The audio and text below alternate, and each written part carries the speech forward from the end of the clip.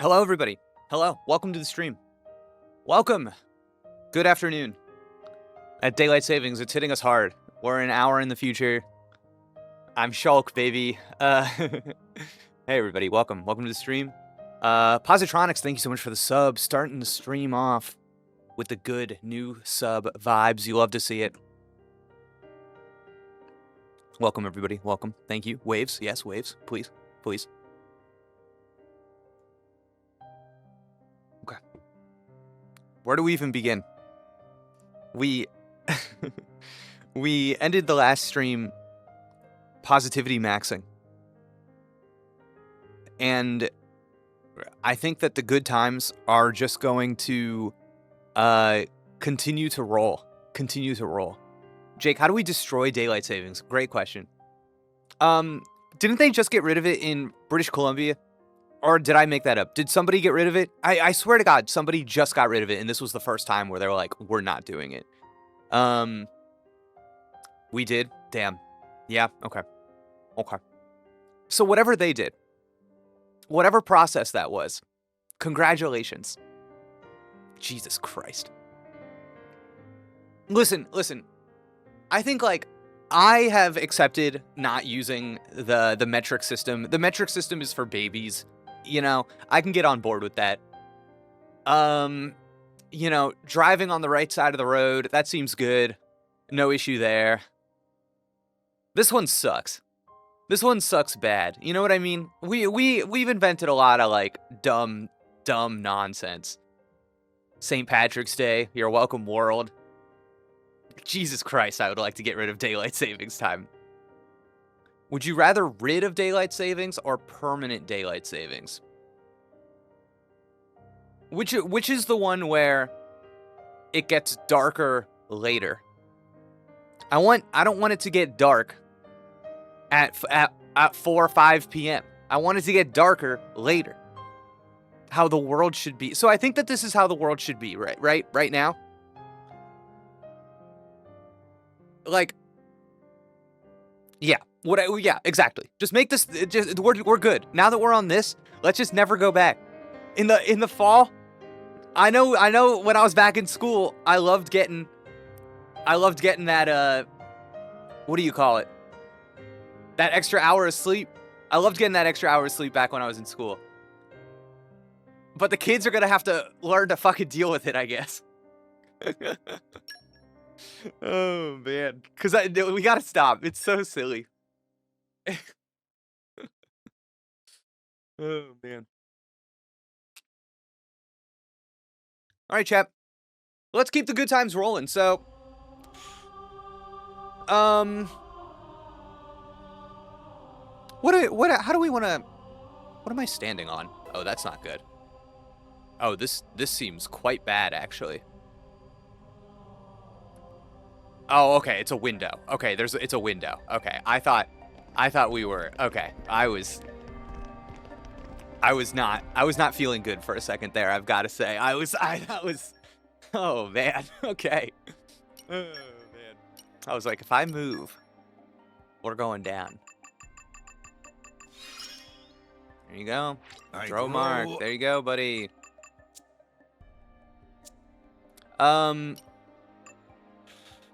Not a glitch, but glass. Yeah, yes, you know. Those Switch 1 graphics. Maybe I should do some of this.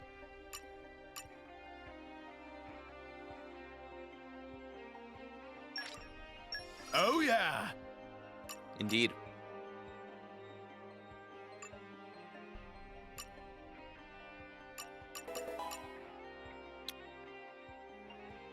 Thank you for the follow. Welcome to the stream. I don't know why. Can't believe you're not playing Pokopia right now. Can I tell you, as I just kind of settle in here, Jesus, Pokopia is good. Jesus. That takes care of that. An all-timer. An all-timer. Will, I think, we'll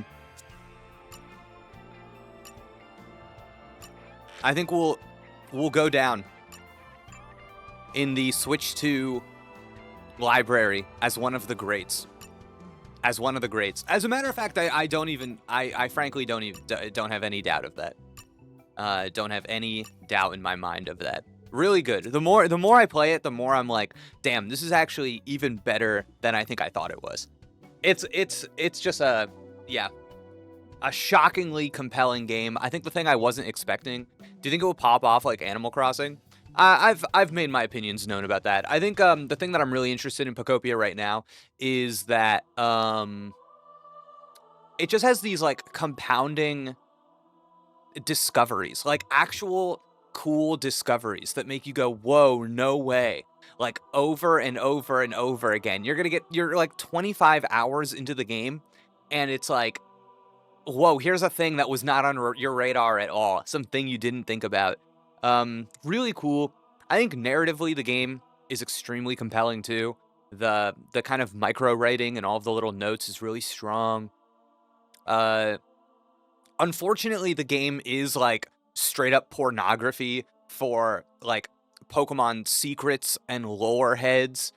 And what really stinks about that is that there's something going on in that game where if you just are focused on like, what does it mean and the lore and like trying to catalog all of the information, I think you end up missing kind of thematically and emotionally a lot of the really cool stuff that the game is doing.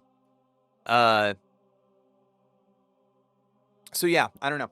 I think it's special. I think it's special. I'm still unpacking it. I'm still unpacking it. Taking my time too. Excited to get the ability to fly at some point. I can surf now, which is really fun. But yeah, I want to fly. I want to see the skies, chat. I want to see the skies. Okay.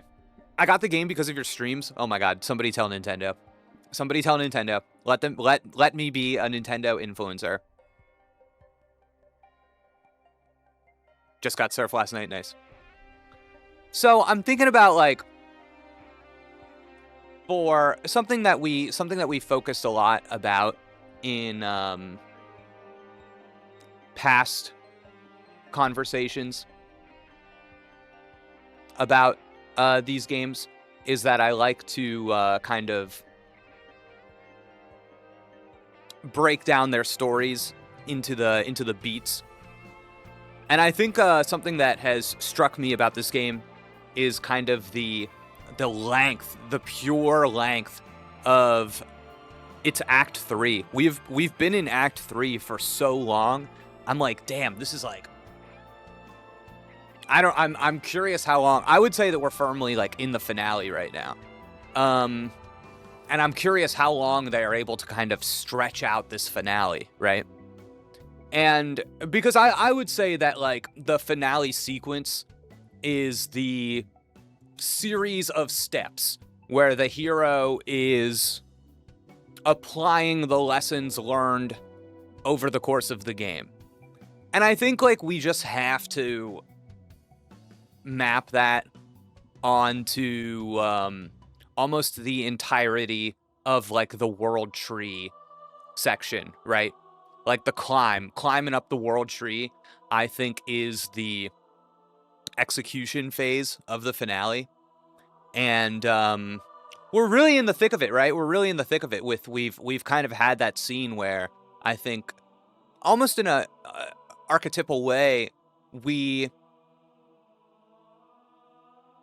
had the whole party together and we said, this is going to be the plan. And we've kind of done that a couple of times. And I think the firmest version of this scene where we're all getting together and saying, this is what the plan, I think that just happened where Rex was like, we've got to destroy those pillars or whatever. So I think we're like really in it right now, right?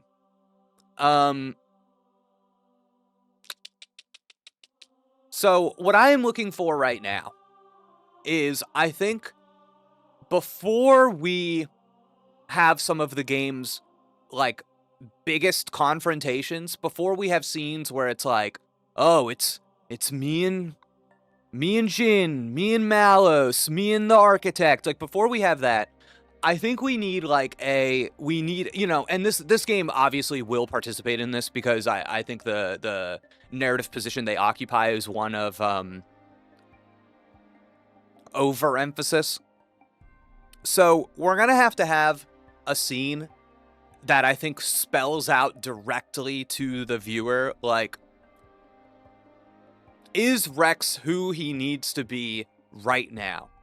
I think in other stories, I would say, has the protagonist learned the theme of the story? And in kind of like craft terms, we would say, like, this is the hero proves they learned the lesson, right? Oh my god, Lion of Demise, thank you so much for the sub. I appreciate it. Thank you for supporting the stream. Remember, on the Jake Broadcasting service, you can now rewind the VODs. Pause them, stop them, do whatever you see fit. I'm on your schedule now, baby. And of course, you get no ads. Yeah, so when the hero proves the lesson, I think that, like, typically that's demonstrated through action, but based on the way in which this game operates, I think the only way that we can really demonstrate that is going to be through philosophical dialogue in a cutscene. So I would expect that to be coming in hot. But then the next thing after that scene is I will, of course, be looking for the high tower surprise, right? And this is the moment where our plan collides with something unexpected that we must confront, right? And I think that the focus of the game will change, and it's going to kind of be you thought this was about this thing, but now it's kind of about this thing. We'll hit it when we get to it. So, anyways, I say all this to set up that I think we should be on the lookout for the game to restate its theme in the coming cutscenes. We should be on the lookout for that, because that is typically where this would happen, right? Okay. So I think that's it. I think we can go from there. Great. Yeah.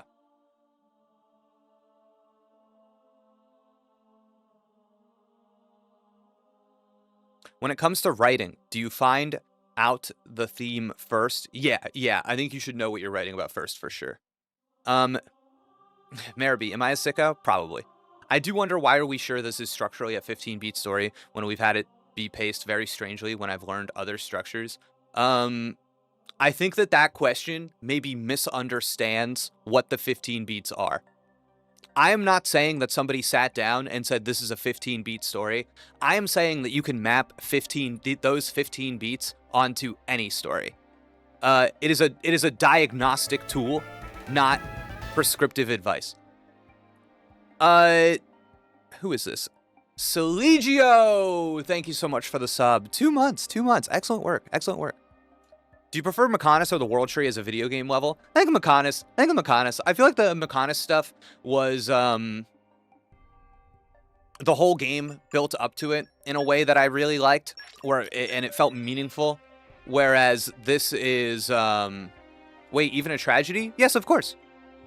Whereas this is more, I don't know. I still am kind of...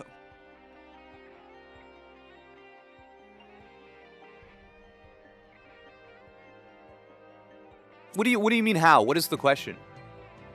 What do you mean how in terms of a tragedy? I don't understand the question. I think that the something about the World Tree here, I'm still kind of like investigating why I just like don't care about it that much here. I think it's for all of the reasons that I have said in the past, where I'm a little bit frustrated with like how I don't know. To me, it's like dressing. It doesn't really change anything, and I think what it changes is all in the mind of the reader rather than in the present action of the characters, right? I think there was more emotion tied to roaming Mechonis. Yeah, I agree. I think it was more charged with meaning than this is. I felt like it meant something on a lot of different levels. Yeah. I would say, given that the World Tree has been the goal the whole time, even the arrival here felt kind of understated. Interesting. Yeah, I think that's actually... I agree, actually. That's a good point. We actually needed more of that. I agree, Musafa's Game Room. I actually think there needed to be more the world tree. This is the world, and maybe everybody could have had some kind of idea. We could have talked about it more in the lead up just to be like, oh, there are expectations surrounding this. I don't get how the 5-part finale occurs in a tragedy. Are you saying that someone somewhere in a tragedy is intending to die?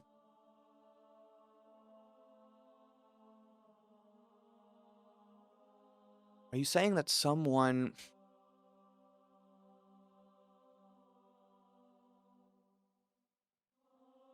Okay, so what's interesting is now we've kind of shifted the question, right? Because we were originally asking about the 15 beats, but now the question is asking about the 5-part finale, right? So that's a little weird. But let me give it to you. Okay.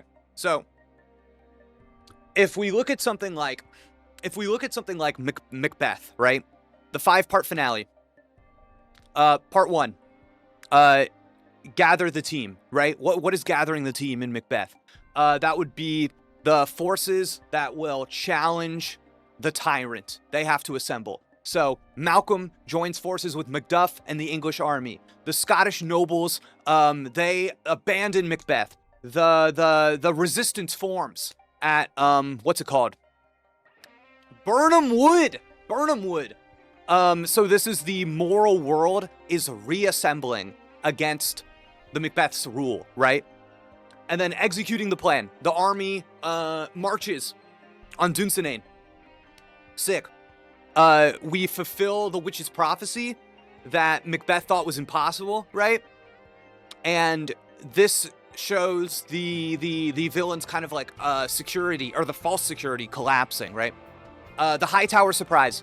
This is the unexpected change that twists the power dynamic, right? So Macbeth believes that he cannot be killed by anyone born of a woman, right? And then during the final confrontation, Macduff says that he was from his mother's womb, untimely ripped, right? Meaning that he was born by C-section. And technically, in the world of this play, not born of woman. That's the Hightower surprise. Oh my god, the power dynamic has completely changed. Macbeth set up this rule. Turns out we have an exception to this rule. Boom, done. The prophecy has now collapsed. Now, the dig deep down moment. The last internal decision of the protagonist, right? So Macbeth, he realizes that he is doomed, but he refuses to surrender, right? Lay on, Macduff, lay on. And instead of redemption, his final choice as a character internally is to have this kind of defiant pride. And we are crystallizing the character's tragic flaw, right? That his ambition has metamorphosized into a stubborn fatalism. And then finally, the end of this, the 5th part here, the execution of the New World Order. Macbeth is killed. Macduff has his severed head. Malcolm becomes the king. Scotland is restored to order. And the story closes by removing its corrupted ruler and reestablishing a more legitimate authority. So, the twist here in this story, of course, is that most of the time in the practice of Save the Cat, you're looking for the hero to use their kind of transformation to defeat the villain. But because of the kind of story Macbeth is, you end up seeing that the world transforms instead to defeat the protagonist, to defeat the hero. The structure is still functionally the same, but the protagonist ends up kind of playing the role of the obstacle that must be removed. So, yeah. That's it.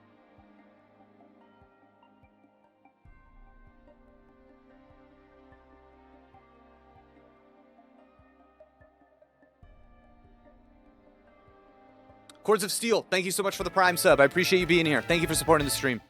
Yeah, I don't know. I get a lot of pushback from people on the beats, like, all the time. I get it in the classroom all the time. I never get it in the professional world, funny enough, but I get it in the classroom a lot. And I think people just kind of resist this like very functional understanding of how stories work, and they think that stories are much more like than they actually are. So, like, I don't think that using that like structure boils the stories down into templates. I just don't see it that way, and I think that there is like beauty in executing on form, right? And I don't think the entire like litany of music that I've listened to my entire life is worse for featuring like verse chorus you know what I mean? It's like I don't know. It's a very goofy thing in my head. It's yeah. But yeah, I don't know. I have yet to find a story where I cannot use this formula to generate meaning. I have yet to find one. So, you know, you can fight about it all you want. I've just not. I don't know. Cool. Sorry, just checking a little email here. Not important. All right.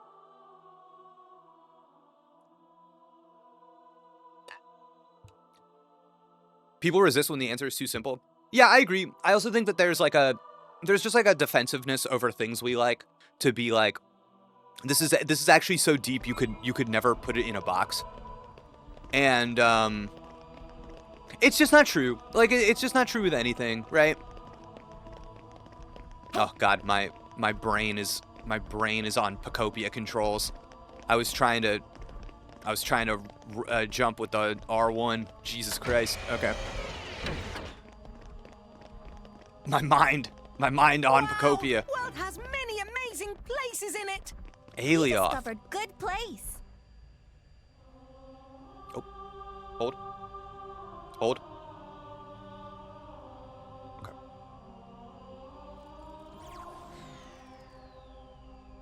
Uh-oh, this room. Interesting. Why is Alioth so... Alioth? Why is that so familiar? Is that something in Pokemon? I feel like it is. I feel like low-key that's something in Pokemon. Maybe Pokemon like X and Y. So familiar. Oh God, I did it again. I just pressed R1 to try to jump. Oh no, not the bikes. Okay, surely I'm strong enough to take on the bikes by now. Bullseye! Hugging the glory, eh? Tora hungry and coming for them. Master Bot, Hobby QT, Rain, Wicked Arts. Now's our chance to get some healing done. Quicken Arm, push down. Now we're up to speed. Let's do it! Denial Protocol.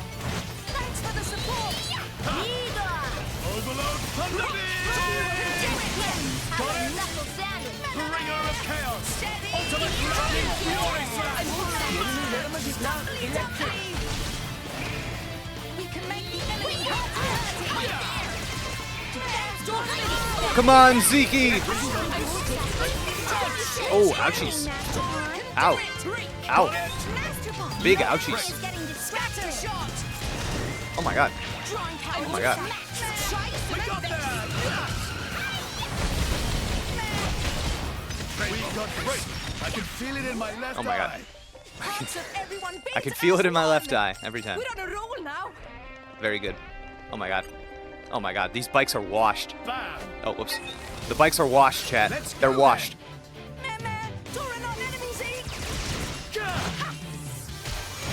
So what space do these other tools take in the craft? I heard of a 4-act story. I heard of the 7, the 9-beat story, and the others. 15-beat just seemed to me like a more detailed version of them all. I don't understand what your question is. What is your question?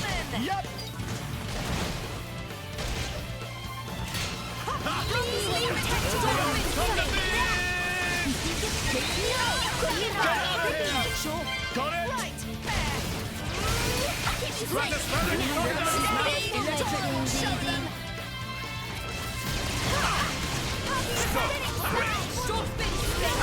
Ooh, ouchies. Ouchies.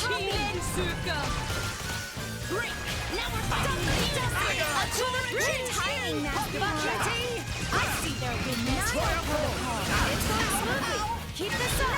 Make her bleeding into the enemies. Star Barrel Current. What are those, I guess? They're tools. They are tools. They are tools. I use the tools that I think are effective teaching tools. Hogging All right. the glory, eh? Time to kill Samus Aran here. My friends, let's show 'em. Ha! Pow! Cannon!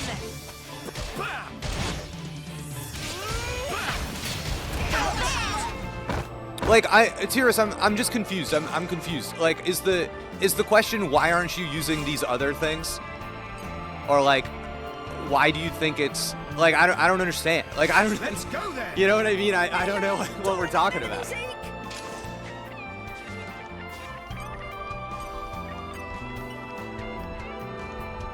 What's here? I know quite a bit.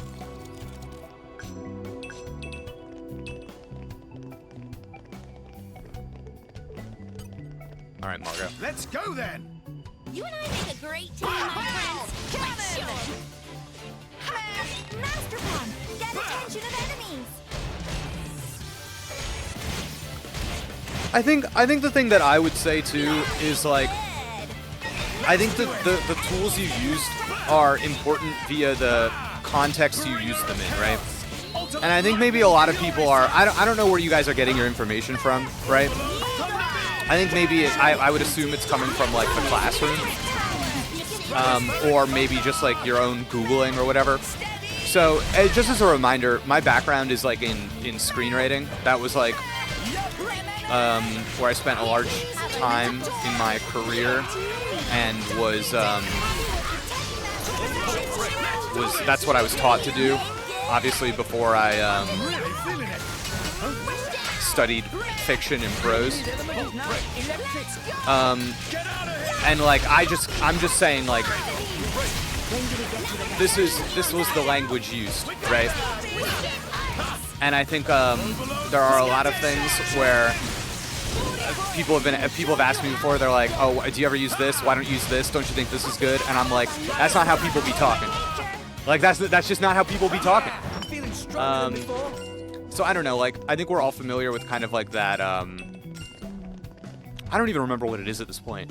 But you know that plot diagram that's like the flat at the beginning, and then like the rising action, the climax, and the falling action, and that's like I just find that to be garbage. If I'm being entirely honest, I just don't think that's how stories work. But I understand to an extent Hogging the glory. why that is used My friends, don't in get school, over your head. because it's easy to understand, and you're mostly just trying to activate the brains of your student body more than you are trying to turn them into close readers. You know, it's a different mode of thinking, which is why we do everything we do in school, right? You know, did I really need to be in calculus and physics? Probably not. But did it allow my brain to stretch and practice different modes of thinking that I otherwise would not have gotten to practice? I think so. And that's probably good, right? So yeah.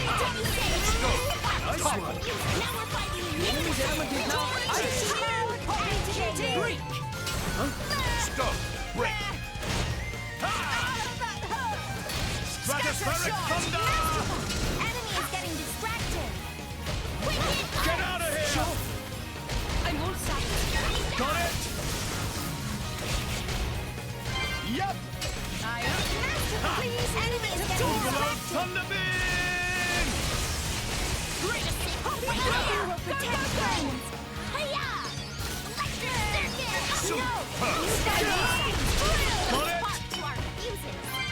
In case anybody on stream is confused, by the way, the reason I'm fighting all these guys is that as we approach kind of the end, I am nervous, and I just want to put some time in, do however much this might help me.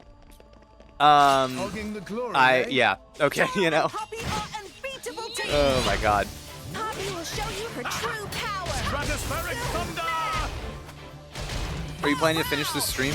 I don't know. I'm planning to play a lot this stream. I don't know if I'm planning to finish. I don't have like a clear vision of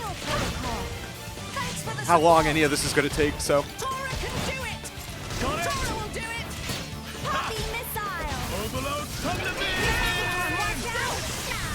Looks like the Xenoblade is See, I know it's supposed to be easy because we're on easy mode, but I also know that I got fucking washed by that gang of bikes earlier, and it was a reality check. So I'm thinking about that. That's the stuff. Just give me the heads up. Bullseye. Got it. There's a point. Walk up. Affinity increase detected. Gatling fired. Master Punch. Target silenced. Yep.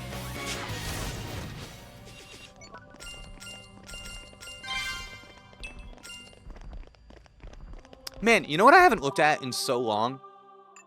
Like equipment. Accessories.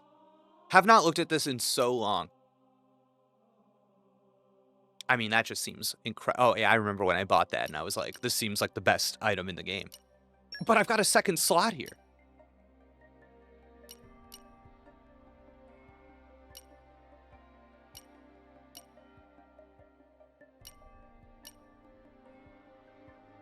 I mean, that seems great. That seems great. Oh my god.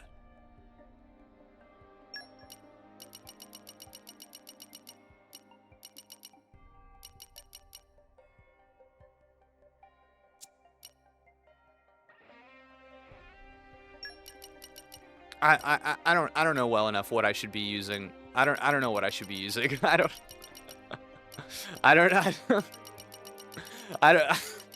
what do you want? What do you want from me? The charming swimsuit, of course. I'm probably good. I'm probably good, right? Okay, let's just roll. We got the Zekinator with his gear. I think that's all we need. Cause the Zekinator is level what? 60? So I'm getting 50% extra damage on these bikes. I think we can take both these bikes at the same time, as a matter of fact. Let's go, nerds. Ah, nice miss. Oh, Zekinator. Oh my god.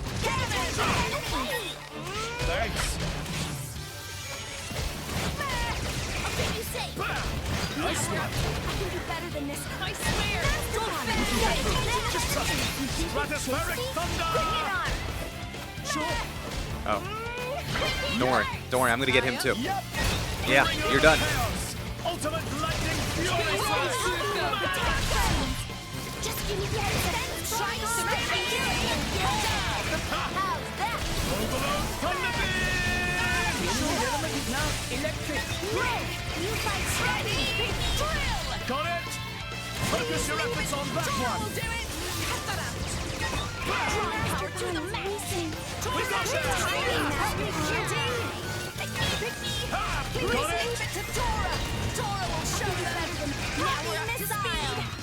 I'm really feeling it. Okay, alright, you bikes. You bikes are annoying me. Get out of here.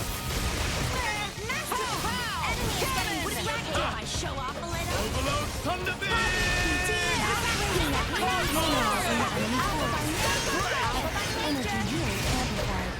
Jesus Christ. Haywire. Commencing obliteration. Looks like the Zekinator is I'm still getting stressed. This'll be over before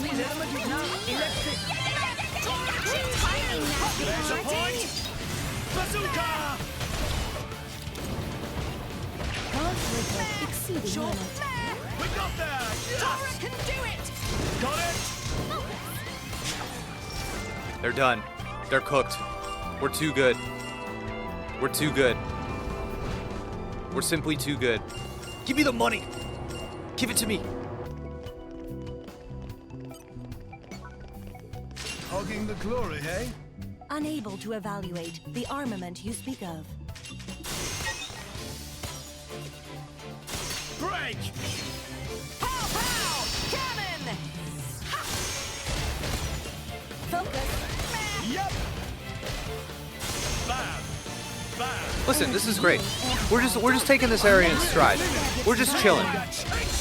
Who knows what cutscene they're gonna hit us with after we get through this room? You know what I mean?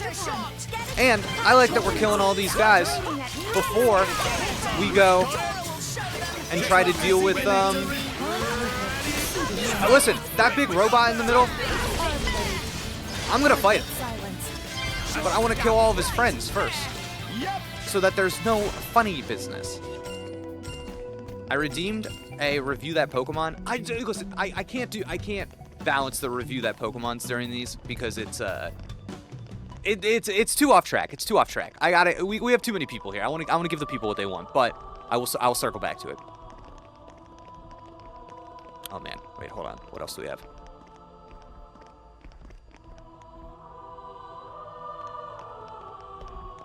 Form in music is not always the song. Verse, chorus, repeat, bridge, chorus. Okay. So the reason why I brought up form in music was to make the point that the structure of a story does not make it any more or less of an artistic or creative venture. So my point in bringing up the verse, chorus, bridge, chorus, that whole thing, the point in which I brought that up was that if a song were to use that form, or if many songs were to use that form, if hundreds, thousands, millions of songs were to use that form, that would not be an insult to the artistic integrity of those songs, right? That was the point that I was making. I wasn't saying that all music does that. Of course not. Of course not. But is that a product of how we communicate meaning in songs in our current cultural environment? Of course. Because craft is half what we're putting into it and half what the culture can make of it, right? Okay, so now that we understand that, the reason why I brought that up. Oh my god. Okay.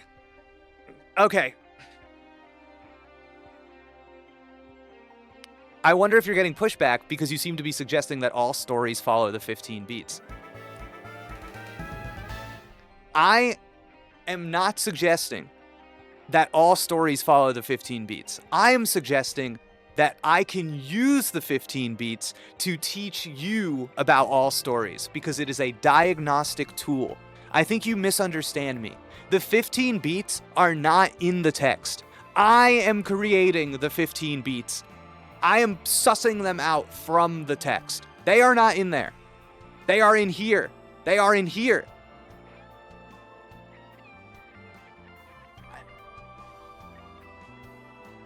Thank you so much. Byla KXO for the Prime sub. Welcome. Thank you. Thank you for joining us.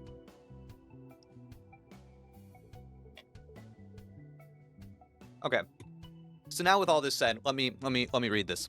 The sonata breaks that. There is the optional intro, the theme 1, theme 2, variations of those themes at the composer's choice, and then restatement of the How a composer uses theme might follow the general idea of transformation present in the 15 beats, but if you don't structure your variations to achieve a transformative story, I don't even know what we're saying at this point. Okay. I think some people might be misunderstanding how analytic tools work here. Like you're not classifying types of story. Interesting. I think you're onto something there, but I don't entirely know what you're saying.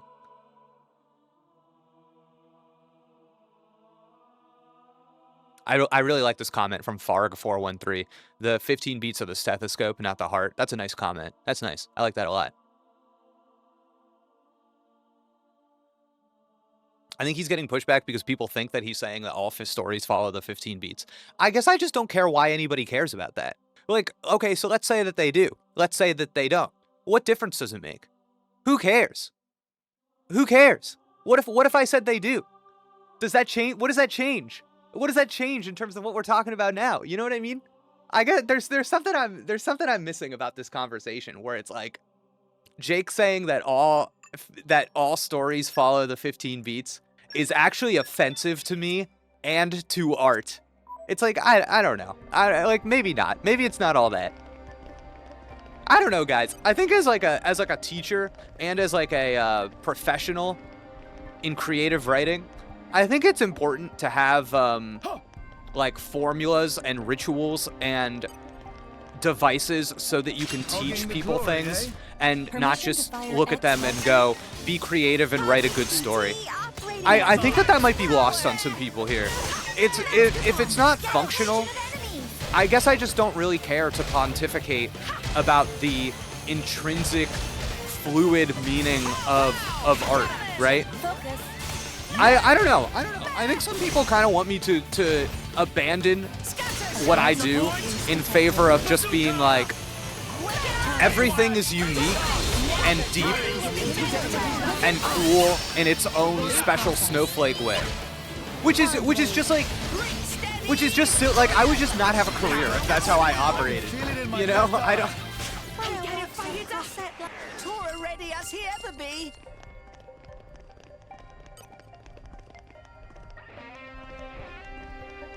Give it all you've got. Unable to evaluate the armament you speak of. Bullseye.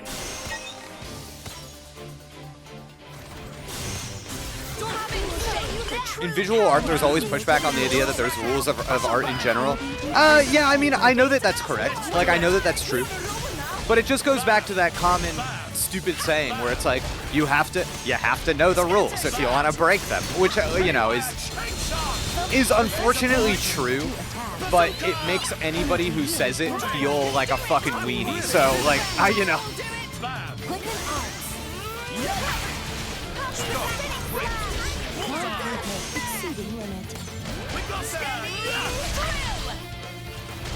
There's a point. Stop. Break. I should go. Haywire. Oh, we are gonna toast this guy. Oh my god, we are gonna toast him.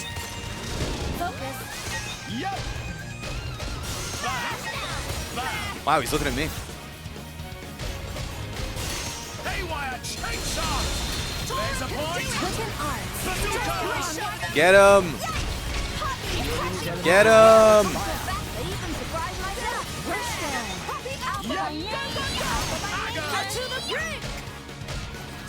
Bow, bow, bow, bow, bow. Take this.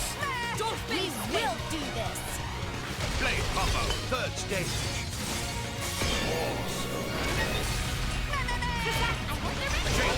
Ready. Let's do this. This'll be over. Let's give it all we've got, chaps. We got this. Here comes Thunderbolt Zeke. We make an awesome team.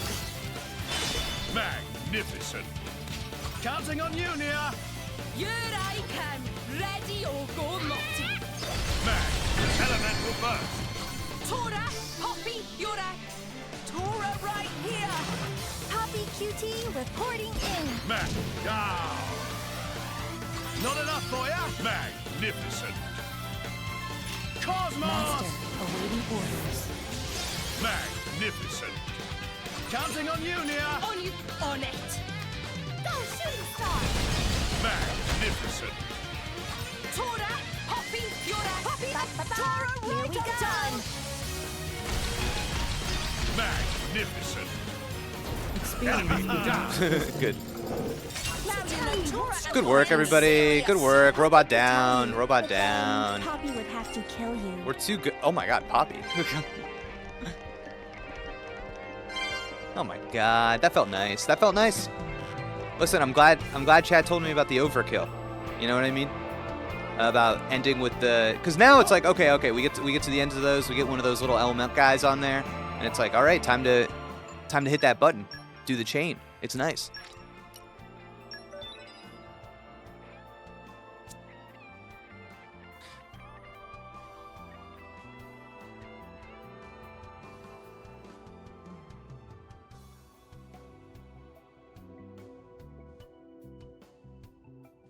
Types of stories, and people seem to be thinking of these as diagnostic tools to determine which stories are 4-act or 15-beat stories. Oh, So good comment. Good comment. I appreciate that. Anlid Midway. I appreciate that. Yeah. I'm not trying to find out if it's a 15-beat story. I'm not looking at this and being like, oh, I can't use the 15 beats because it's actually this kind of story. Yeah, that you are correct. That is a fundamental misunderstanding of why one would use these tools in the first place. And the reason why I am kind of breaking these stories down into the 15 beats isn't so, and I think a lot of people, particularly in my Discord, tend to misunderstand this, is that it's not some like scavenger hunt to fill in the blanks and find all of the 15 beats. It is a thermometer, right? It is a way for me to make clear to others why I want what I want in a story, why this moment turns into this moment, how these scenes build together, and then I want them to be paid off into this scene. It's like how to make sense of the motion, right? And oftentimes when I find a scene to be ineffective, I think it is an effective tool to say, okay, I think that when Pyra reveals Mithra, I think that scene where Mithra is revealed to the audience for the first time, I think we all recognize that that is an important scene in this game, that should command importance. What should that scene do? What should that scene achieve? Not just in terms of like not in context, but like as a story. What should that do to the reader, right? Like, I should be able to tell you what that scene should achieve without telling you anything about the plot, world, and characters of this game, right? I should be able to tell you, okay, this is a big moment in that story. I think it should do this to my protagonist. I think it should do this to their worldview. I think it should do this to me, blah, blah, blah, blah, blah. And like, how do I teach that, right? Do I need to be extremely hyper-specific about every story on an individual level? Probably not. Yeah, I don't know. I think this kind of thing is yeah, I don't know. Bursting Rock in the chat said, I feel like watching your streams has made me better at analyzing some MCAT passages when studying. That's awesome. Love to see that. That's the goal. D-Bus said, generally, in my opinion, the thing that makes stories special and unique is not because they're different, but because the fundamentals are executed with a proficiency and care that makes them stand above the rest. Sure, yeah, I like that. Would you say this comes from people calling all art is subjective, so no art can be objectively bad? That's like part of it too, right? Is that I think people get really mixed up when you start criticizing stuff, because the second I start criticizing stuff from a kind of like craft-based or academic point of view, people out of, I think, self-consciousness get this like, oh, Jake's opinion holds more weight than my opinion. And it's like, yeah, but I don't think you're judging it through the same lens that I am. I'm not playing this game with the ultimate question being, am I having a good time and do I like it? I'm trying to see what the game is doing, right? And I don't know, and I think that like freaks people out sometimes, and it makes it so that anytime I say anything, there's this reverse Uno card of, but that's just his opinion, and my opinion is that I like it. And it's tough, right? It's tough, because I think I'm doing a lot of setup to kind of establish a framework through which we are judging some of these elements, and then for somebody to go, well, my opinion is just as valid as yours. And it's like, okay, well then why didn't I just roll through this game at the speed of light going good, bad, if all opinions are valid? It's like, oh, it turns out there's meaning to be had in the critical read, in the understanding of it, right?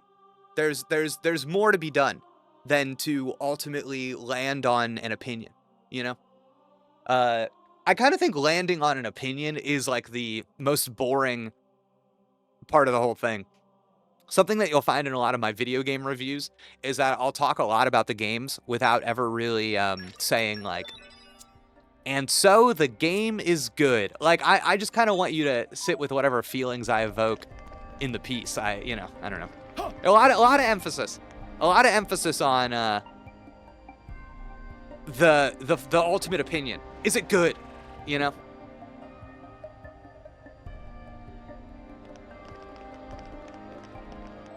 I see, I might have been confused because you used an analogy I recognize as a form an artist applies to constructing their art that isn't mandatory versus an analysis form. I guess that my problem is that music comes from a place where people who have developed analytical systems in music have been problematic. See Shankirian analysis and the fact that it literally cannot be used on non-Western music and that it judges...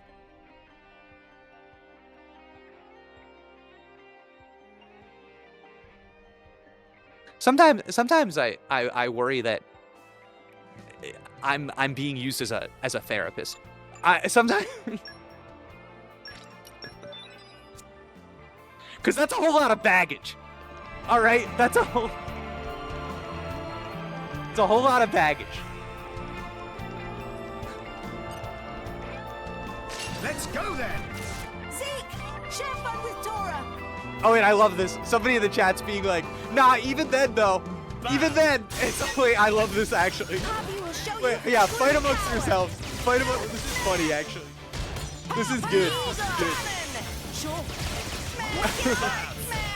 It's like, actually, I know a little bit about this. I know a little bit about this. Master Pawn, watch out. Bullseye. Thanks, Oh, Poppy. God. Tora can do it. Got it. Dolphin, stay focused. Laser point. Bazooka. It's like the one time somebody brought up Play-Doh, and I was like, actually, Jakey Boy knows quite a little bit about Play-Doh. Can't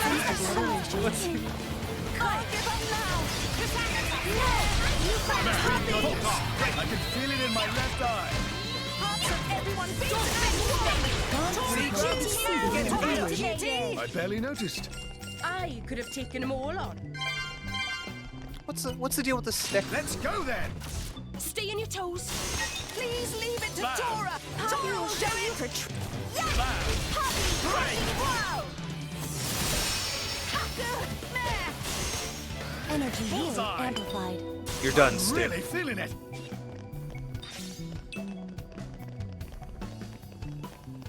It buffs enemies? Thank you. Now I know. Whoa. Chill, dog. Wow. Wait, so if you were not playing on easy mode and you had the aggro, you just had to fight all these guys at the same time? That sucks, chat. That sucks. Let's go then. What a miserable experience that must have been. Team. What a miserable experience. Pow, pow. Cannon. Master Pawn. Bullseye. Bullseye. Don't slack now. Push them back. I think there's some audio issues. Mic is a little low, and game audio's being bass boosted, sorta. I don't know. I haven't touched it since the last stream, so I can turn the game audio down a little bit. Let's do it. Wait, what's he doing here? It'll get interesting. Oh no no no no no! Got it. Thanks for the support. Break. Okay, let's just kill this. Let's kill this bike really quick, and then we can deal with everything else. Oh God, wait, guys, this is bad. Oh no, we gotta get out of here. We gotta get out of here fast. Run, Zeke. Run. Master Pawn is tired.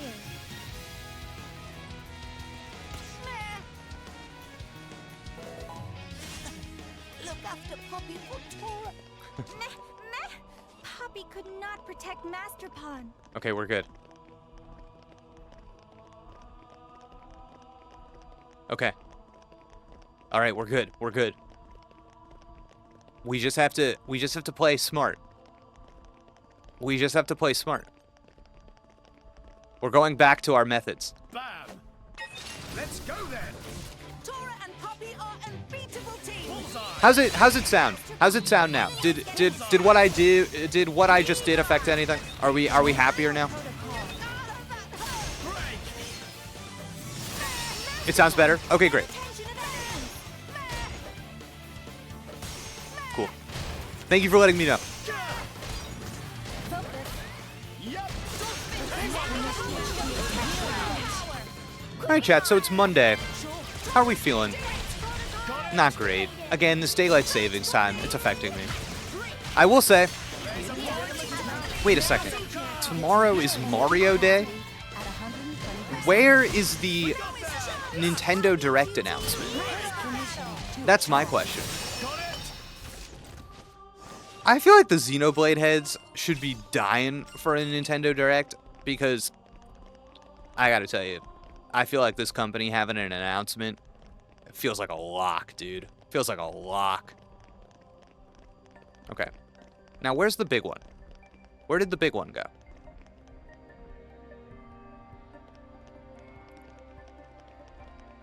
I'm not expecting anything Xeno until next year. I don't know. I don't know.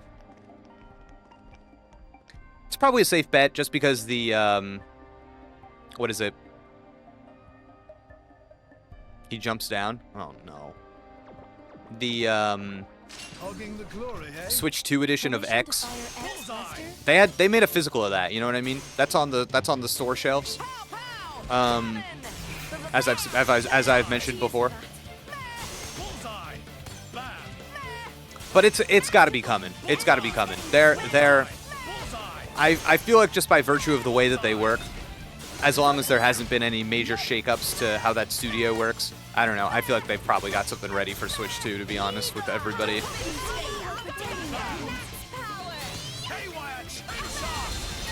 Yeah, but, you know, now that I say that, it's like you almost have to get whatever updates or Switch 2 editions or whatever. You almost have to just, like, get those done. You have to get those out of the way before you put out the new thing, because nobody's going to be buying those.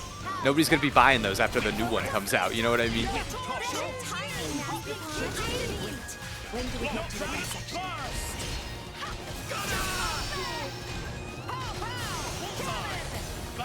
Rush down.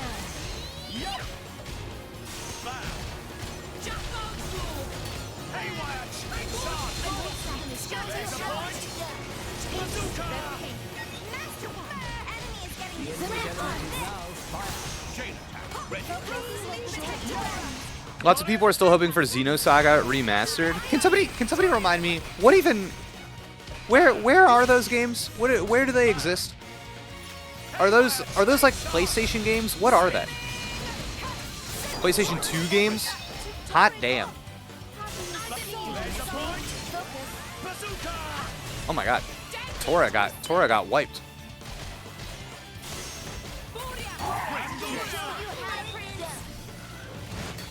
It's all good.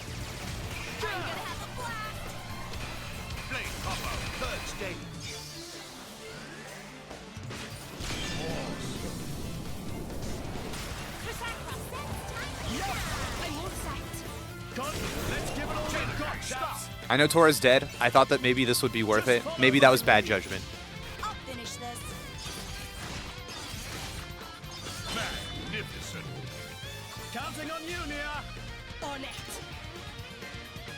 Go, great start.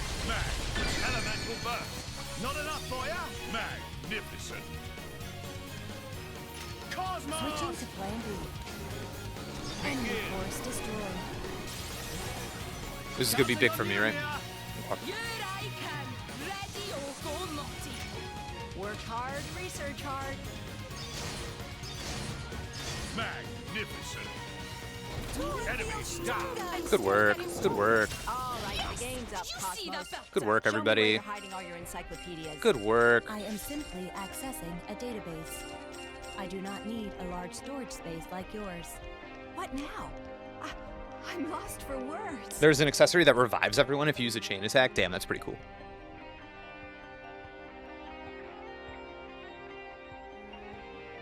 What's the reasoning people have for the next game to not have Blade in the title?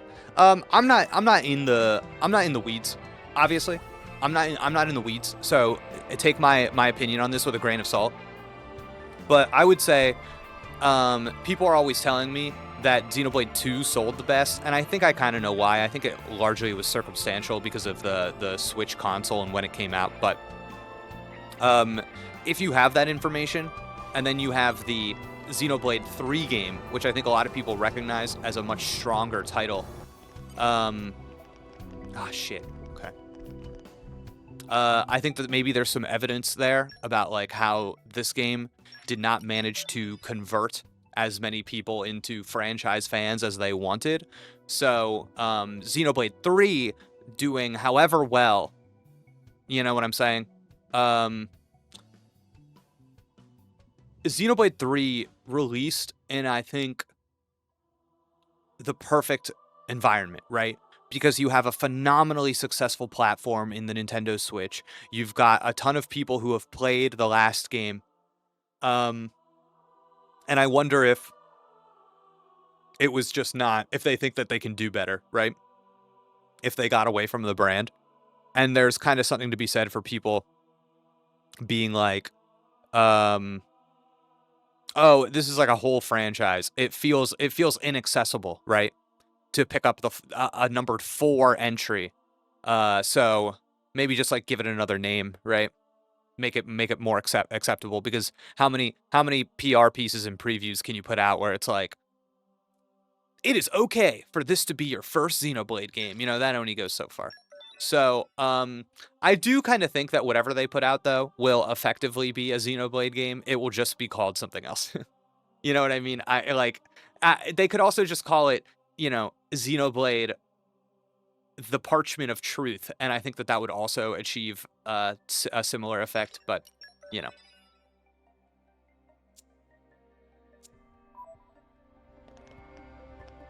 Do you think I can fight that little guy without getting this big guy involved?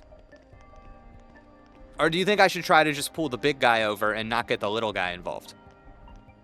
Who should I try to call over? Big guy or little guy?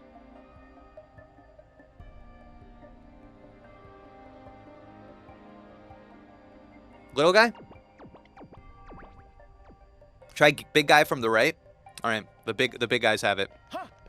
Big guy from the right. All right. All right, let's go, big guy. SpongeBob, big guy. Pants okay. Come on, throw the rock, Zeke. Get close enough. Throw the rock. There you go. Let's go, buddy.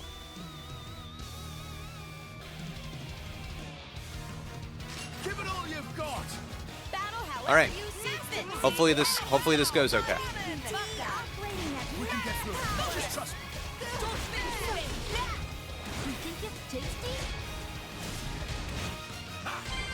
Tora, can you... Tora, keep your shit together. God, can we make Tora a little tougher?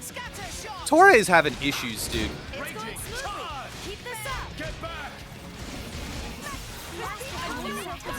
Dora will show them. Spinning elbow. Bucket slash. Yup. Guys, Tora is washed. He is. He's washed. Oh my god, Tora's just so weak. Raging. Looks like more company. Tora! Stay alive, Tora! Spinning elbow. No, not the bikes! Not the bikes! What is Nia doing? Okay, Nia, you're there. There we go. That's what I was waiting for, Nia. Righto, that's the stuff.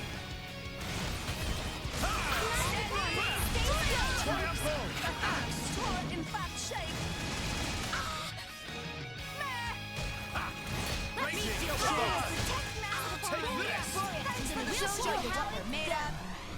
Blade combo, third stage.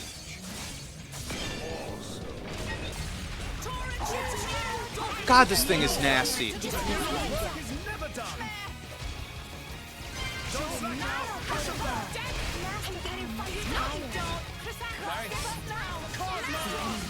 Is not to be underestimated. Bullseye. Energy yield reduced. Don't worry about it. Push on. Bullseye.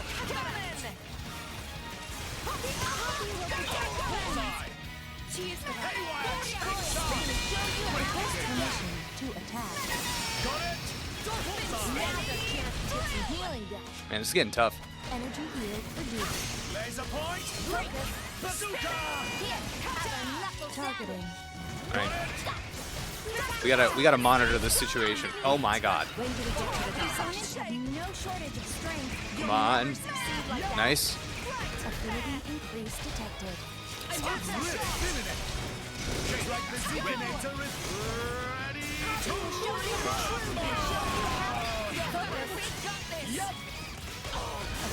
increase Focus your efforts on. Let's do it. Oh, we could do something nasty. We could do something nasty right here. We could do something nasty, chat. We could do something nasty. Yes. Launching attack. We're gonna need a lot of luck when I was Oh god, I choked. Great. Okay. We could do something nasty right here. Yes. Come on. Come on. Okay. I'm gonna assume that he is up in the sky right now. I'm gonna... Excellent. Counting on you, Nia. on it. So... I don't have what hits the light one, right? So I just do whatever I want here. And we hope for the best, right? Yes. RNG. Okay, RNG it is. I hope they look pretty when they blow up. Elemental burst. Okay, Tora, okay. Poppy, you're a... Poppy ready to face anything. Superb. Not enough for ya? Superb. Cosmos. Awaiting orders. Superb. Silence to Raren. Counting on you, Nia. Here I can. Ready or go naughty. Elemental burst. Tora, Oh my god. Poppy, I think we hit it. Tora, right on time. Poppy crushing blow. Astounding. Oh, we ain't done yet. Yeah. Gatling fire. Oh my god, chat. Oh my god. Oh my god. Counting on you, Nia. Oh my god. On you go.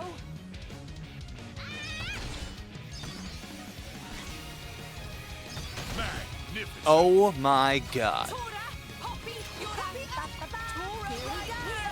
Oh my god. Oh my god. Down.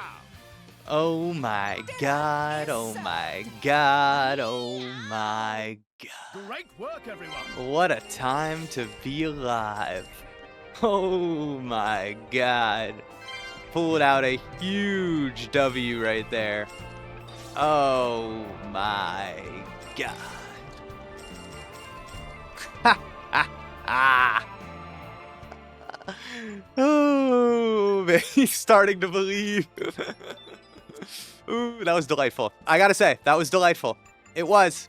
It was. Okay, we just fought a lot of guys. Look, show me some affinities. No. Okay, that's fine. Okay. Okay, there we go. There we go. Croissant, you're in, baby. Okay, that's it. All right, what can we just because I was making the comment. Tora, are you washed?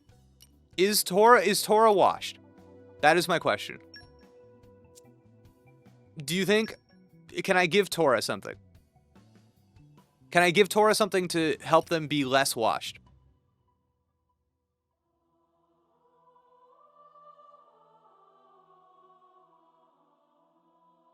Morag's just better? No.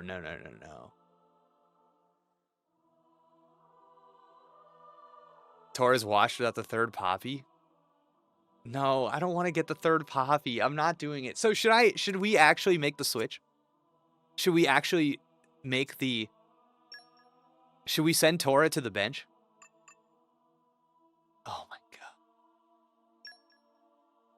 Bro, this is crazy. This is crazy.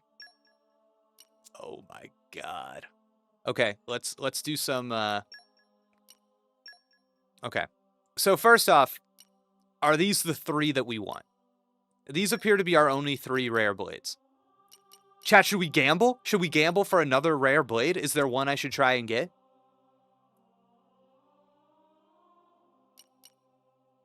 That'd be kind of fun, right? Do some gambling. Okay, let's get the party started. Okay, where are we off to? A Gion over the bird. Oh, I forgot. I forgot that was a rare blade. This little dumbass. Okay. Hello there. All right, I say we gamble. Gamble. Hold on. Let me. Would it be so wrong if I feel like she's got a lot of. So now we part. I just, you know. It's been an honor. Okay. All right, brother. You know. Thanks for everything. So now we part. It's been an honor. She just had a lot of them sitting in her inventory, so I just wanted to make sure we had room. We had room for the new ones. Goodbye then. You can check which rare blades you don't have from the book icon on the right of the gacha icon. Wow.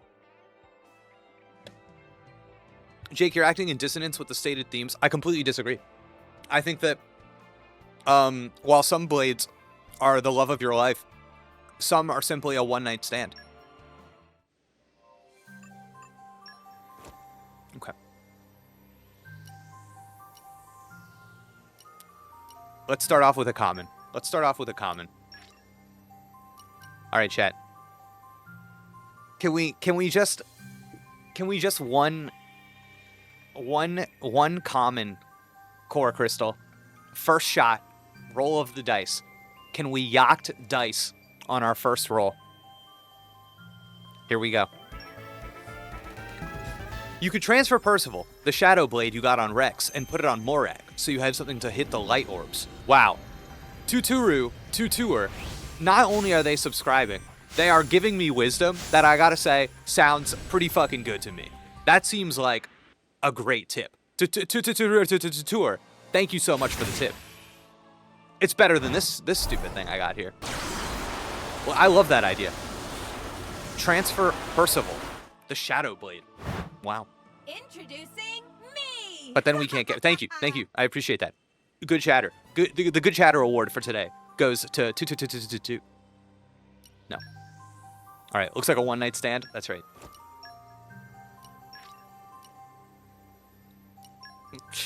All right. Here we go.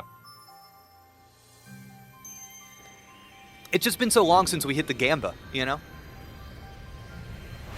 I miss it a little.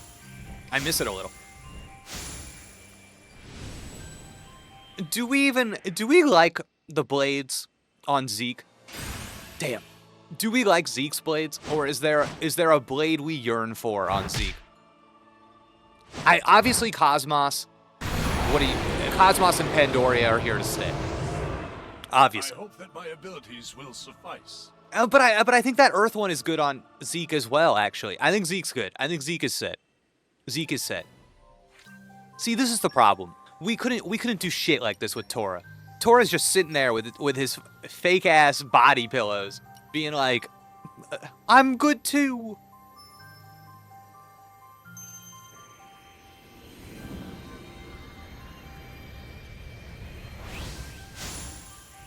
Could you kill someone who wasn't a driver by throwing a bunch of core crystals at them and forcing them to touch them? I think so. Damn, Chad, it's been so long. It's been so long since I've seen a real blade, you know? Not one of these cheap blades you pick up at the bar, you know? Yeah? Who wants some? Not me. All right, here we go. I'm giving it one more shot before we do the Percival plan.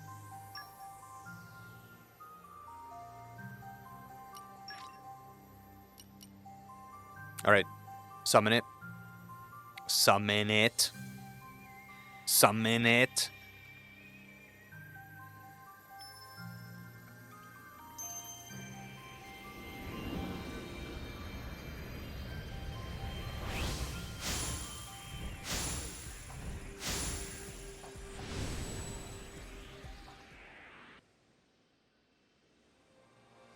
Damn. Worst one I've seen yet. What are all those muscles for if you're just gonna hold a big gun? I'll fight by your side until my very soul withers. Damn. All right. Okay. So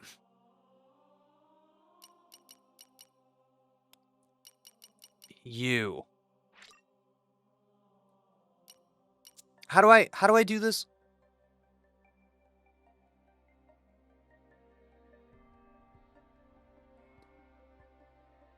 From there, use overdrive? Okay.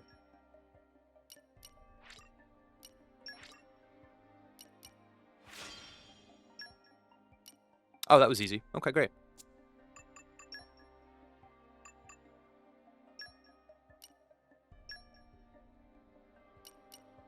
Okay, so who do we like? Do we like a Gion? And we like these two? Are we killing... We're killing Corvin? Keep Corvin. We like Corvin. We're killing a Gion after all that? A Gion thought he was on the team for 2 seconds? Damn. All right. Sorry, Aegeon. Aegeon, you're cooked. But don't worry. Don't worry. Here's the deal. I'm gonna put you in the top spot, Brigid. Don't even worry about it. Back to battle. There you go, buddy. Okay. Now, of course, we need to chip. We gotta chip him. Okay. Okay, so first off, what's your deal, dude? What's your... Oh my god. Oh my god. What was I doing? What have I been doing? Wait, hold on. This chip appears to be a extremely disgusting chip. So, okay, wait. Now we have a okay, hold on. Okay. Okay. Wait.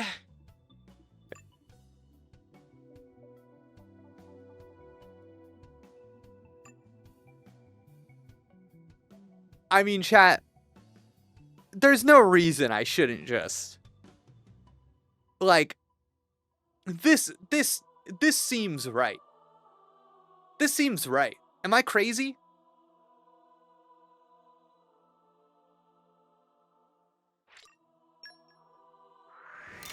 Oh!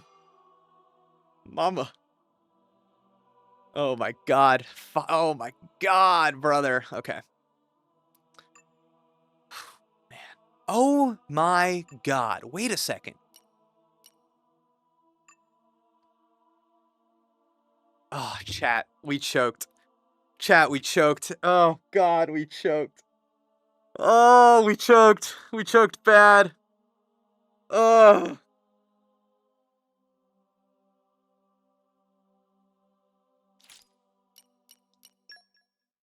Okay.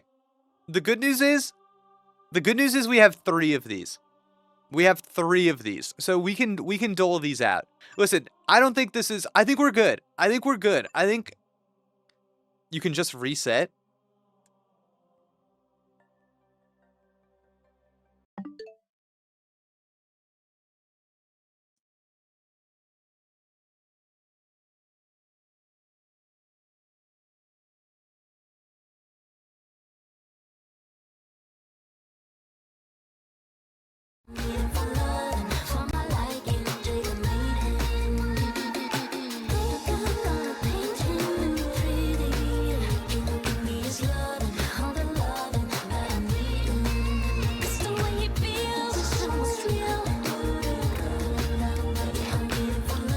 Hey everybody, welcome to the stream. Welcome to the stream.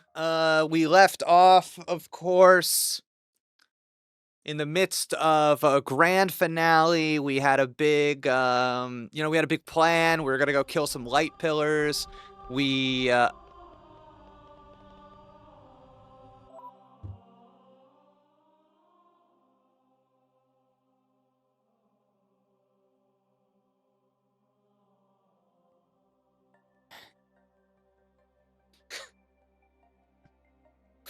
oh my god. It's fine.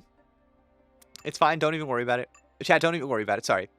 I was concerned with... I had a vision of another timeline, and it frightened me for a moment. But it is no longer a concern. It is no longer a concern.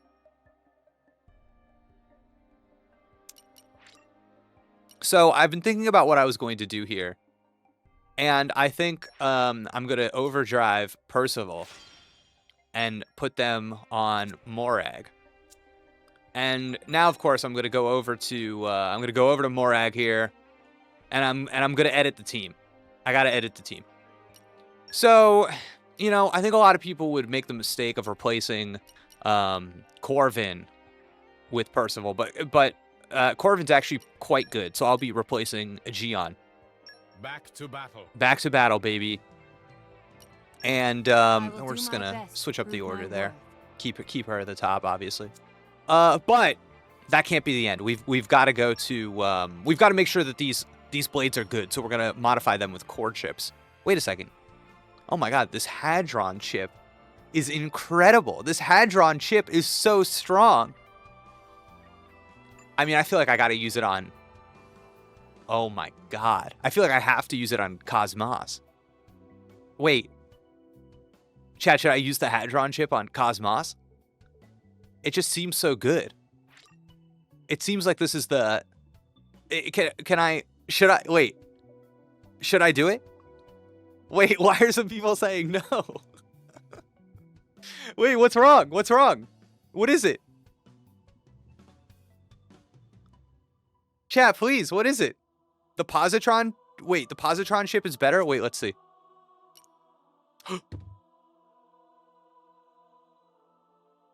Oh my God. Oh my God, you saved me. Who said that?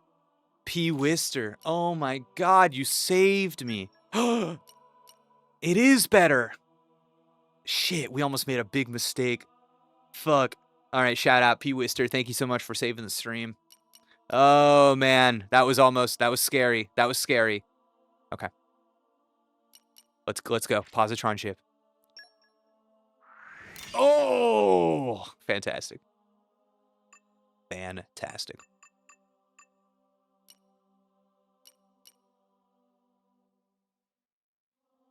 We got you. Thank you. Thank you. I have a question. How long has it been since Jake has checked the weapon points? Oh my God, I forgot about this. All right. I'm gonna need a reminder about how to even get to that. Okay. How do we disperse our remaining 3 chips? Because here's the thing. We only have 3. And obviously a part of me wants to just buff up my own guys. But I feel like we need to prioritize these weak guys. So yeah. So we need to are you preparing for your final team? Pretty much. All in on Zeke. Corvin wants damage, the others want block. Got it. Okay. Okay, so I think what we're going to do is we're going to give her the Hadron, because the Hadron has good block. Yeah. Okay. Boom. There it is. All right.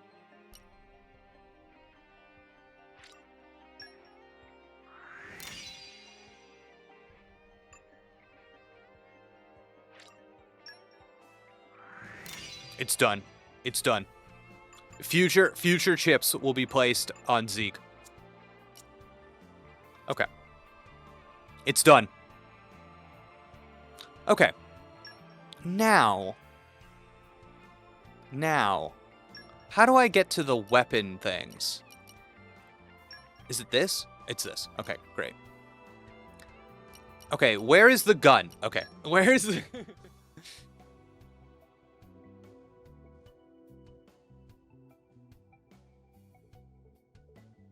Save the game? Oh, okay, okay.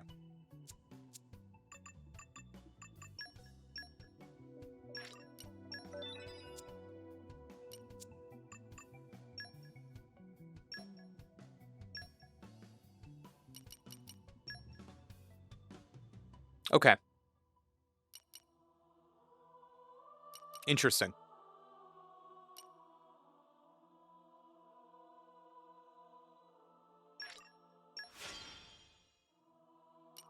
Let's level on up. Nice. Okay. Sword.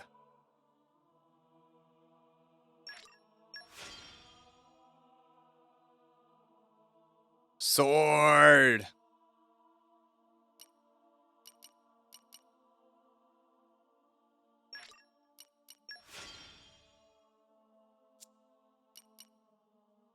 Axe.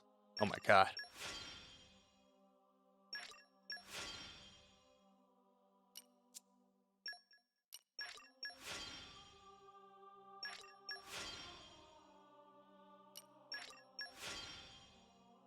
We're getting nasty.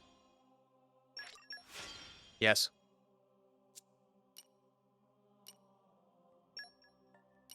Oh.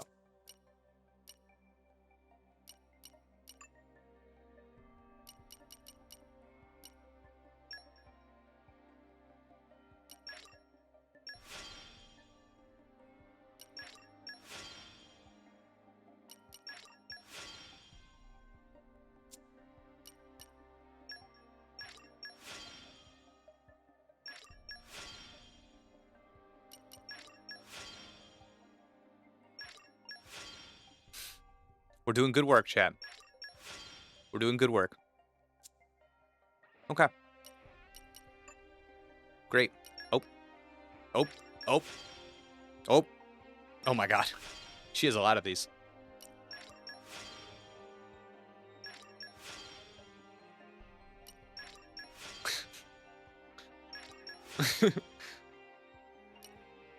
Alright. No special effects. Increases damage dealt to toppled enemies. Increases aggro draw. Ooh. Okay. Oh.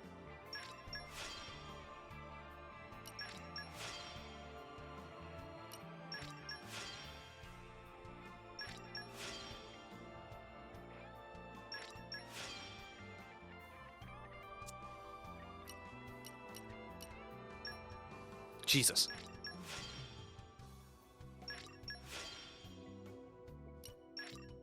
Oh my god. New moon.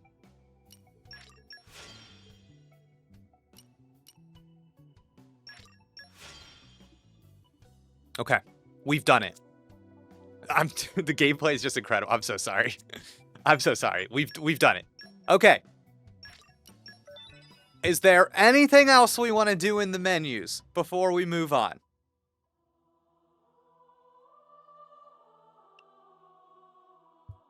Go to an inn.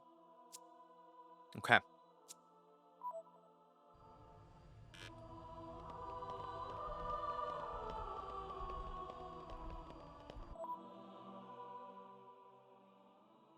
I mean, I guess we could teleport right there. Did you accessorize more? Good call. Good call. Good call.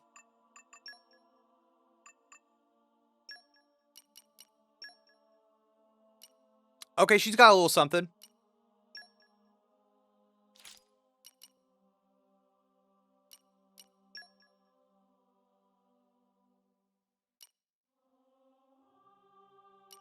Should I just go all in? No, we can't. We can't do that. It's perfect. Oh, we're good. It's perfect. Agility? Wait, we like agility. Okay. So we've got a 21% agility boost right now. So it seems like we're doing as good as we can do.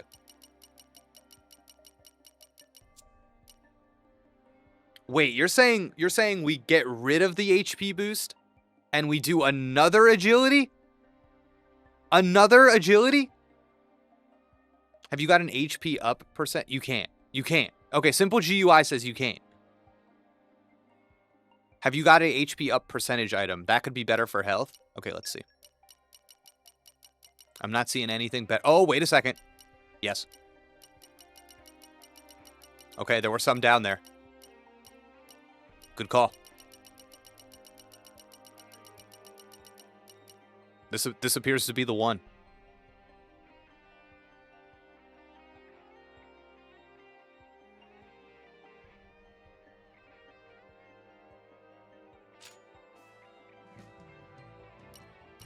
Okay, but what are the people saying about raising the agility even higher? Cause oh, I could do it. I could do double wolf shoes. Damn, you're telling me double wolf shoes is better than that extra 1,100 HP That's what you're telling me? It's better?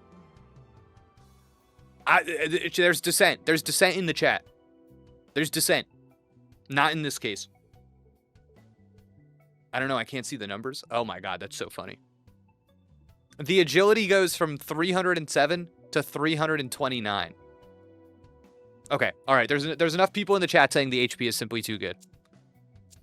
She gets one shoe. She gets one shoe, chat. Okay. Okay. I will consider going to an inn at our next checkpoint.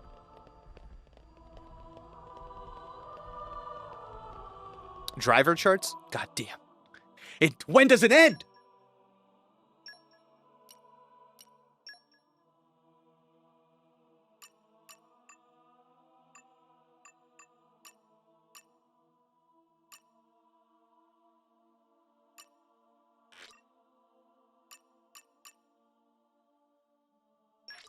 This is the culmination of years of training. As it should be.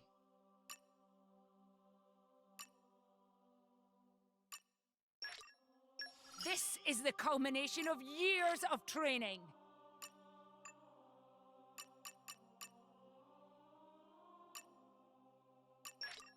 Not bad. Not bad at all.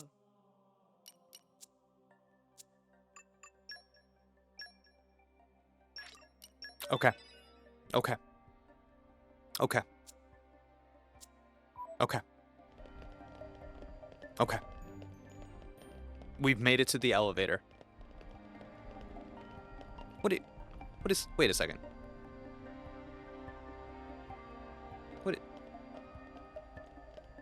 There we go. There we go.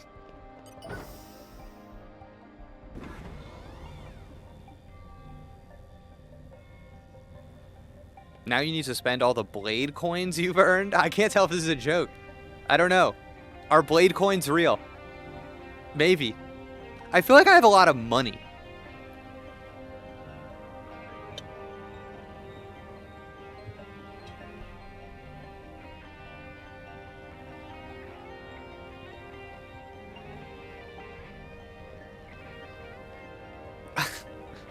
We've been picking up a lot of money from these battles. Don't forget to send money to Fonsec. No, dude, they've been starving for weeks. They've been... The Fonsec... Oh, God, they're not doing well. Let me read you the agenda for today. Oh, my God, long hallway. Okay, long hallway. This is the thing. Chat, you're gonna think I'm... You're gonna think I'm being, like, silly right now. But long hallway is, like, actually a thing. Unfortunately, after all of that menuing, I have to take a bio break so bad. I will be right back, and then I'm gonna explain long hallway. I'm gonna explain long hallway. Okay. Okay.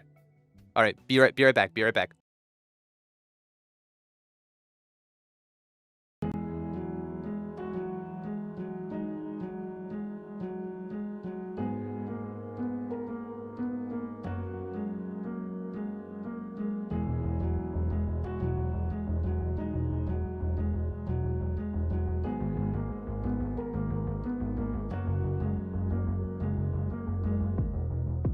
Take me back to where I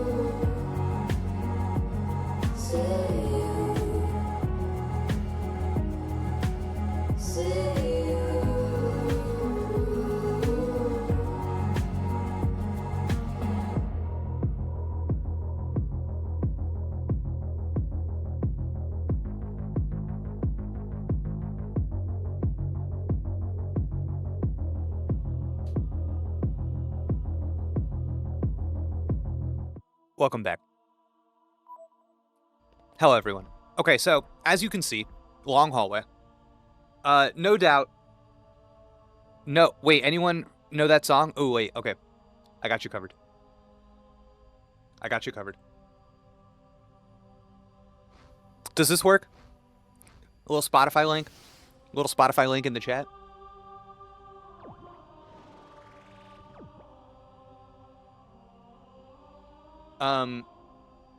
And if anybody would like the entire playlist of songs that I play while I am away, there's that link.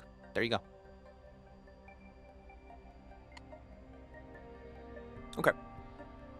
Welcome back, everybody. So, no doubt in my mind that the cutscene we are approaching will take place in this literal hallway. No doubt in my mind. So I think like, so what is this, right? What is this? Why do we do this? I think like, as we approach the final confrontation, we are looking for this, as I mentioned earlier, kind of late game thematic articulation before the story is allowed to resolve, you know, make it like really clear what we're doing. And I think so many video games do this, but like a lot of media does it too, where there's almost like this spatial storytelling happening because the long hallway is a signal to reflect before your final encounter, right? Anytime I encounter something like this, all I can do is think about, do you guys know in like Pokemon when you go to the Elite Four, how you're essentially just going down like an incredibly long hallway where there's all those gates where you have to register your badges, you know? And it's like, I think that's a really good example because like having to use each one of your badges to go further is obviously like an invitation to reflect, but that's like how this operates, you know what I mean? And it's like, I think we're gonna kind of zone in on the main kind of answering, to be honest with you, the main questions before we kind of see the results of having obtained those answers, right? Cool. I think we're ready. Uriah, chapter 3, also had a very long stairway. Does that count? So, Captain Gandalf, when I talk about what the long hallway is doing here, I'm talking about why it is here in this moment, what this moment is asking for, and what this is doing situated in this particular section of the story, right? So it's not just like every time you see a long hallway, it is an invitation to reflect, right? That's not what I'm saying. What I'm saying is why is this being used here now? How it is operating in its particular context. The long stairway that you're talking about in chapter 3, I do not remember, so I can't tell you either way. All right. What are we reflecting on, chat? I don't know. Let's find out.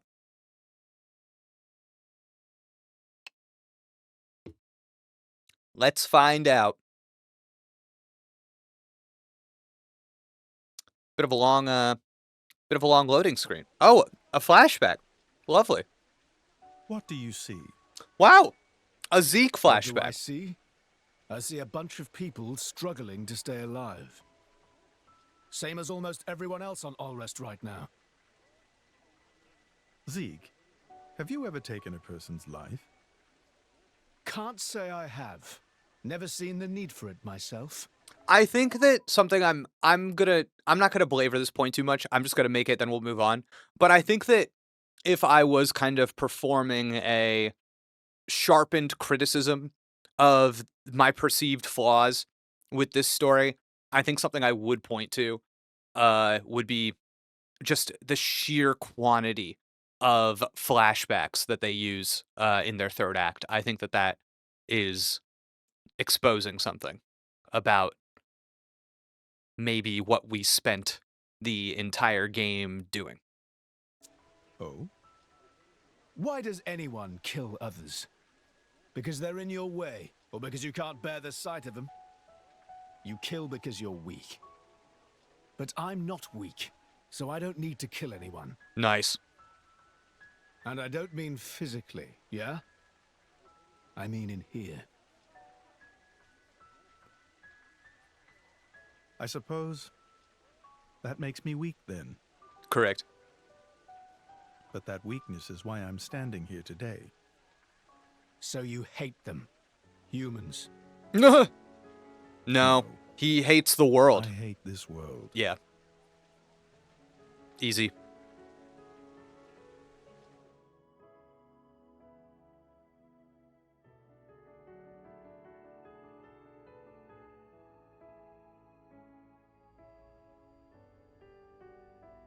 Chum, Huh?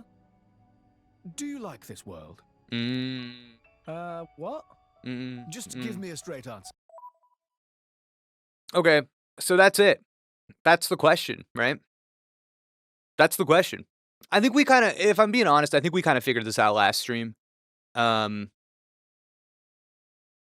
yeah, it's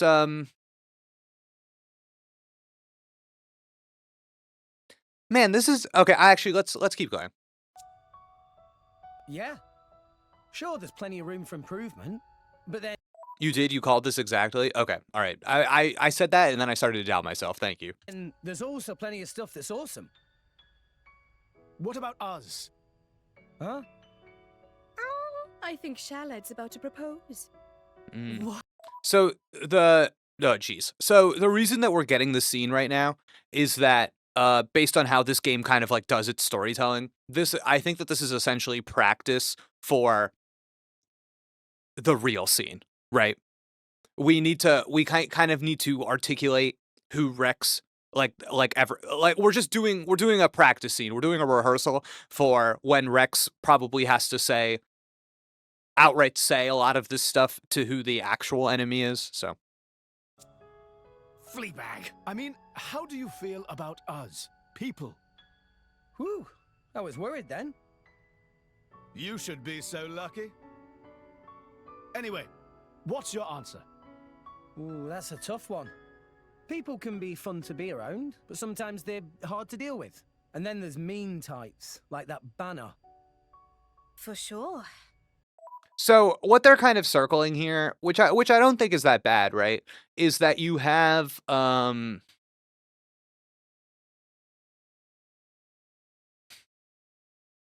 you kill because you're weak.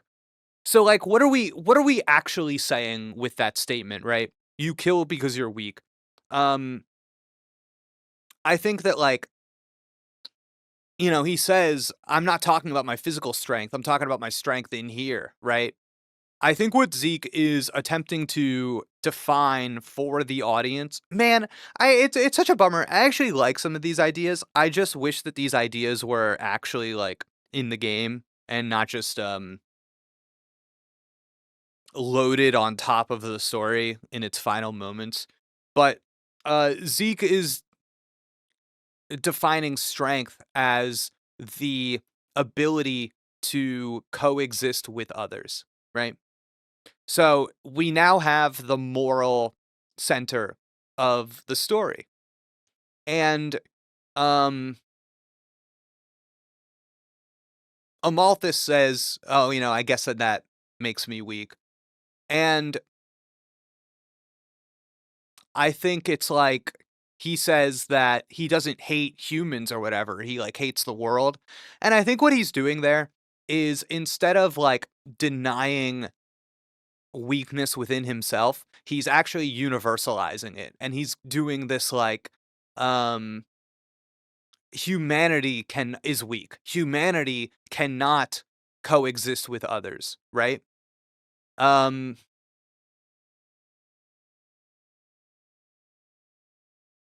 And I think that this framing of strength is the ability to coexist with others is like it doesn't quite work, right? It doesn't quite work. I think that it's close. I think that a lot of the ideas in the game, man, this is such a bummer. This is such a bummer. It's like, oh, this is such a bummer because so many of the ideas in this game are kind of orbiting this idea, but I don't think that they're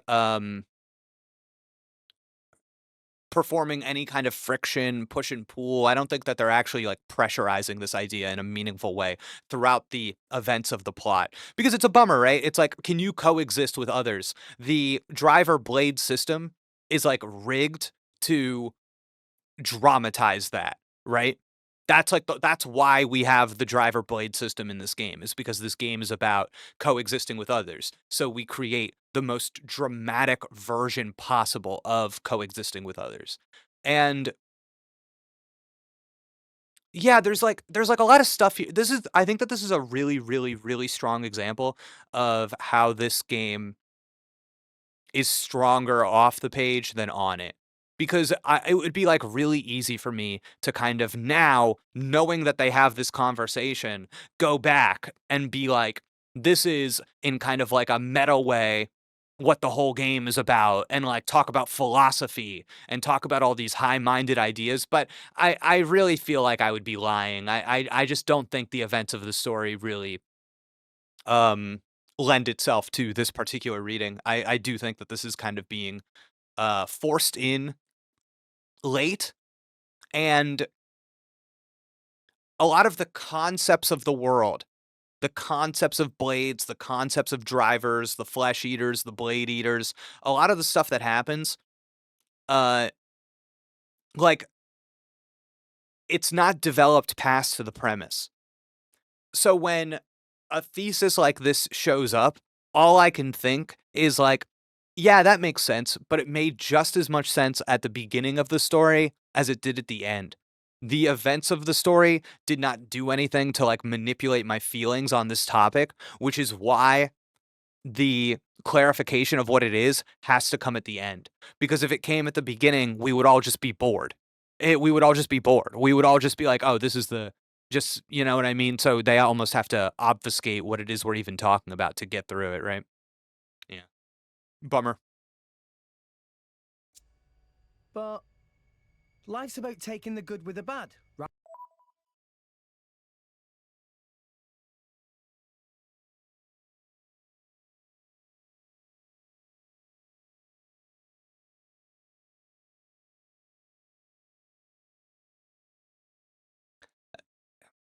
Maybe, maybe that's a revelation, right?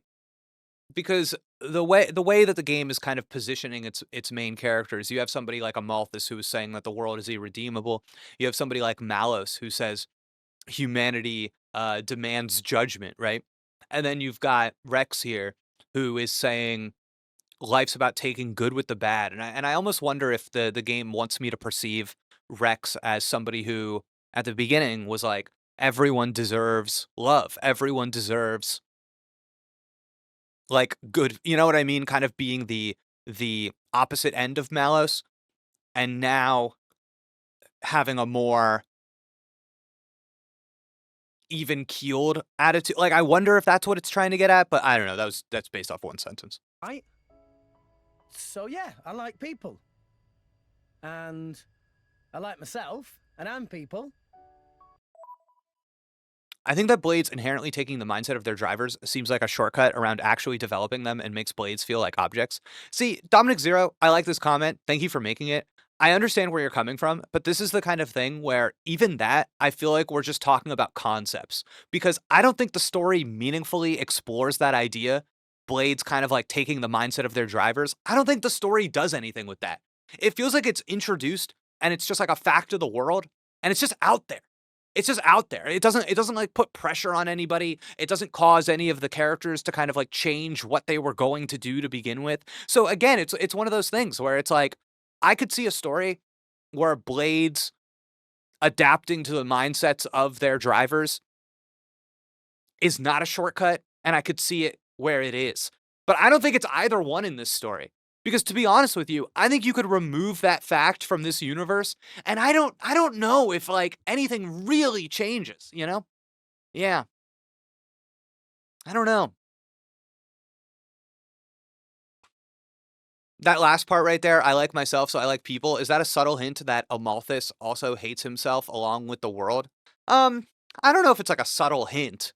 I think you can read that into it if you want to. I think to me it's just yeah, I mean, yeah, if you accept yourself and the contradictions within yourself, you can accept all of humanity. So by association, if Amalthus does not accept himself, he rejects humanity. But I actually don't think that that's what Amalthus is doing, if I'm being honest with you. I think that he does accept himself. He accepts the premise, right? He's like, I guess that makes me weak. I'm weak. You know what I mean? He's not denying the weakness. But I guess you could say that that is a rejection of the self in some way. That's my problem with this, man. We just end up talking about like these concepts that you can just take in any which way because there's no story. There's just philosophical dialogue. So I feel like we're just like, I don't know. All right, Big Ed. I see. Well, that's you all over. I'm relieved. What? Well, suppose a guy who hated himself had the power that you do. Okay, so this is like this game's favorite mode of operation in which we need to no subtext, only text, you know. Suppose someone who hated himself had your power. So what we're doing here is one, we're just gonna describe Amalthus, I guess. I guess you could also say we're describing Malos. But also it's escalation, right? Because we are establishing like the quote unquote like very real danger in this present moment, right? Because like we are, I think, running towards that threat, so we're getting ready for that moment, right? Yeah, I don't know. So it's up to you to decide how effective you find this, but basically the point of this scene is that you are about to have a big fight. You're probably going to have a big fight between Rex and Malos, right? And I think you don't want it to just be Rex versus Malos. You want it to be two competing answers to this question of whether or not the world deserves to exist.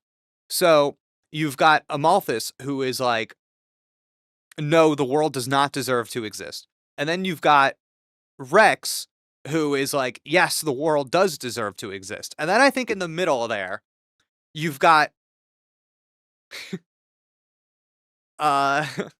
Malos, who is like, should the world exist? And his answer is like, probably not.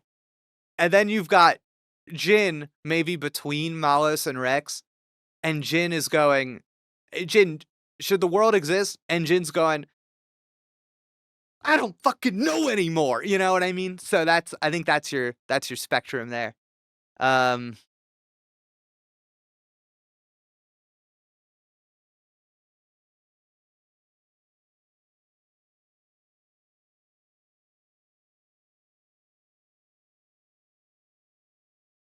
It's interesting that this conversation is spurned on by Zeke. I wonder if that's just like a contrivance of convenience or if there's something there. Because it's weird, right? It's weird that like Zeke is the judge of this, right? Why are you so happy? Zomar Ocelot, thank you so much for the gifted subs. I appreciate you. Okay, here we go. Autumn.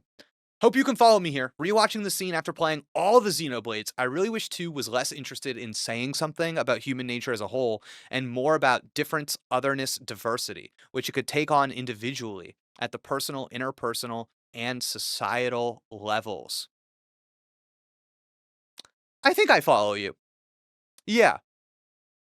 Because you're right. It's kind of using all of these characters as stand-ins for how we want them to feel philosophically instead of maybe just positioning them in the world differently so that they can speak to the diversity of human experience and all of the baggage that that brings, right? Like, do we feel that Malos is speaking to something about humanity, or do we feel that Malos is evil because because evil has been impressed upon him? That's kind of the same way I feel about Amalthus, to be honest with you. So, contrivance of convenience, yeah. Like, why is Zeke like? Is the reason that Zeke prompts this conversation is because he is the easiest one to justifiably have a flashback talking directly to Amalthus? Like, probably yes, right? That would be a contrivance. You kind of made it up for the sake of convenience in storytelling. Zeke was the guy who had the most personal exposure to Amalthus out of the people currently in the party. And yeah, okay, yeah, yep.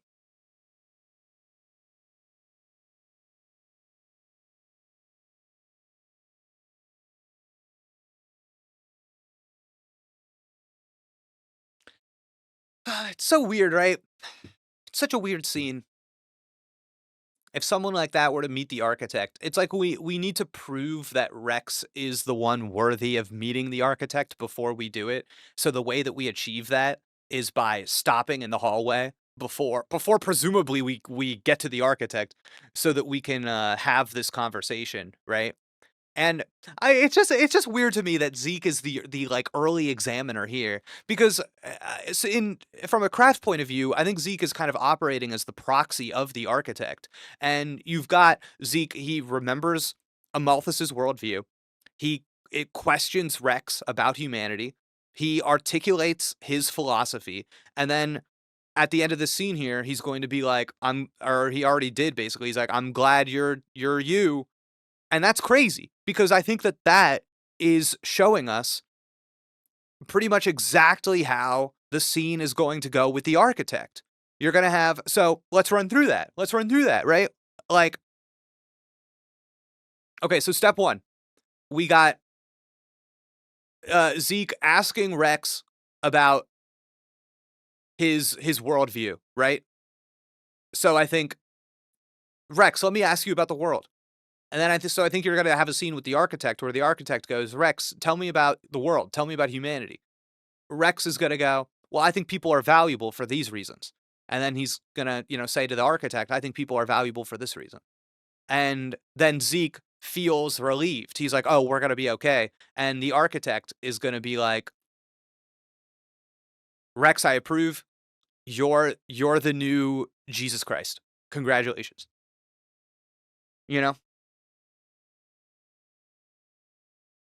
Like, am I seeing through this game so profoundly at this point that, like, I can tell that they're nervous about you understanding the incoming architect scene, that they have to have a proto version of that scene right now just to make sure that I really, really understand what's going on? Like, yeah, yeah.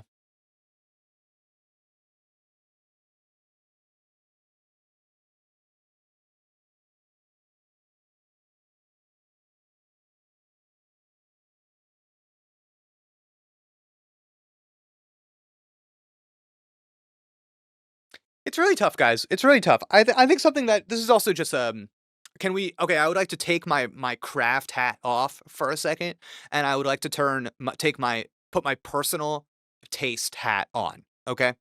Personal taste hat on. Craft hat off. In terms of personal taste, I think something that I'm like kind of bummed about is that the like big conversation that we're having at this point in the game is you have two characters and you go to each of them, what do you think of all of existence? And one says I like it and one says I hate it. And then you go, what do you think of people? They're kind of complicated but good. They're weak and bad. What should you do with power? Delete the world. Improve the world. I just find this to be extremely boring. Just personally. I think you can do all of that. You can do all of that while having the story be like engaged with other stuff, with more meaningful, sentimental, personal stuff. It is just so like, it just like doesn't matter who Rex is. It doesn't matter who any of these characters are. It's I am the light and I am the darkness. Like, okay, like it doesn't feel like anything we did up to this point specifically like really matters, you know? It's just, man, it's like really, yeah, like really does not work for me. Um I also am like curious what we end up doing with like Pyra and Mithra and all that stuff, because I feel like we've just, the game does this a lot though, where you go through these sections and they just like forget about some of the people in the game. There was like an entire section I remember where like I feel like Rex just like did not talk for the longest time, and now we're like, Rex, are you a good boy? Rex, are you a good boy? And he's like, I'm a good boy. You know. Man. And it's not even like, it's not even it can only go one way, because obviously I'm playing this game and I'm not like, is Amalthus gonna win? Like, like obviously that's not it, but yeah, it's just a bummer. It's just a bummer. Bibbidi Bobbidi, thank you. You are a good boy. Thank you for the sub. Appreciate you supporting the stream. Game forgot about Nia for like 3 chapters. Yeah, that's true. Thank you for supporting the stream. I appreciate it. No ads. Rewind, pause the broadcast. Support the channel. All that nonsense. Is there anything else? I guess between this hallway and talking to the architect, I'm looking for the high tower surprise, if you will, right? I'm looking for the something to change our perspective. I have a leading question. Oh my god, I would love nothing more. Autumn, I would love nothing more than a leading question. Please ask away. Please ask away.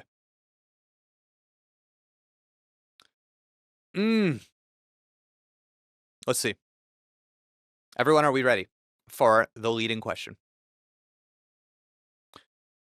Do you think Amalthus would work more as something of an elemental force rather than a person/character who's trying to take everyone out with him? Oh, okay.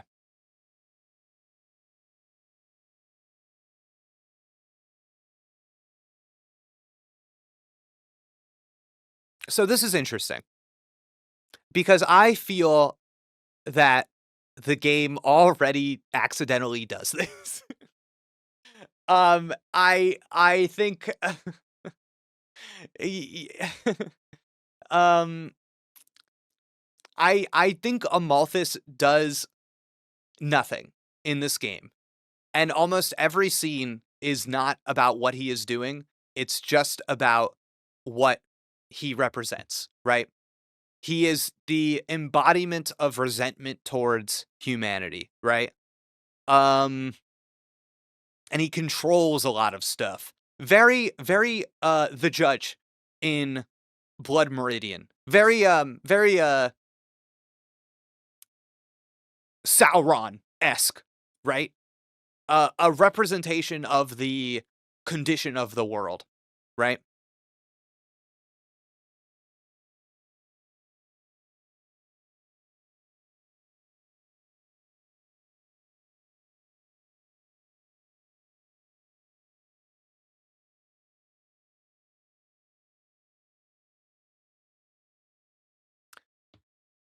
I guess like the most compelling version of Amalthus would be like, what, you know, you need to have it's because they're trying for this, right? I think what they're trying for is that, because okay, let me reframe what Autumn asked, because the game is clearly trying to make him a person, that he is somebody who, this is what happens when a human being loses faith in the world and gains godlike powers, right?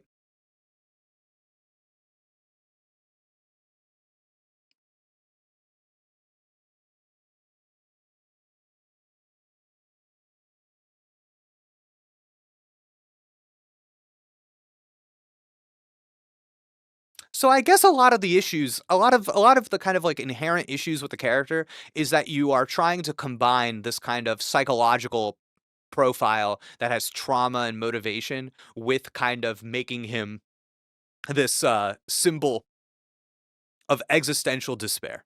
Because it is weird, right? Because his like traumatic origin story leading him to becoming like the ultimate evil. I don't know about you guys, but it hit me funny when we watched those origin scenes, and it's like, and then he became the embodiment of evil, right?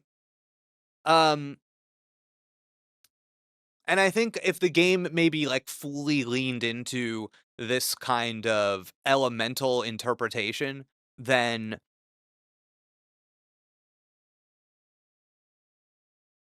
he could become maybe like a more active agent of bad things happening and like actively wanting war and despair and all of this other stuff in a way that I think might be more compelling than somebody who is just like, I'm traumatized and now I am the ultimate evil, right? Um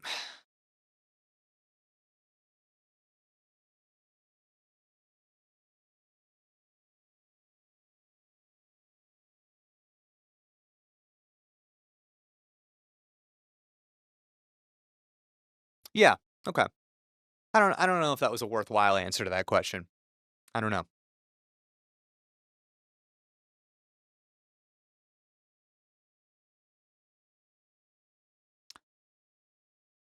I've read his desire to stop Torna as the guy trying to control the world rather and get the architect's favor than actually destroy it. That being said, there's plenty there to suggest he'd actually destroy all rest, especially considering the state of the Titans. What if his visit to Elysium gave him some kind of divine revelation, which he is acting in response to, like he viewed all of the evil of the world and was corrupted by it? Yeah, this is what's tough for me, right? Is because I don't really care too much about the inciting incident as much as I like what you show me in the flashback as an explanation for the character is only going to affect me so much.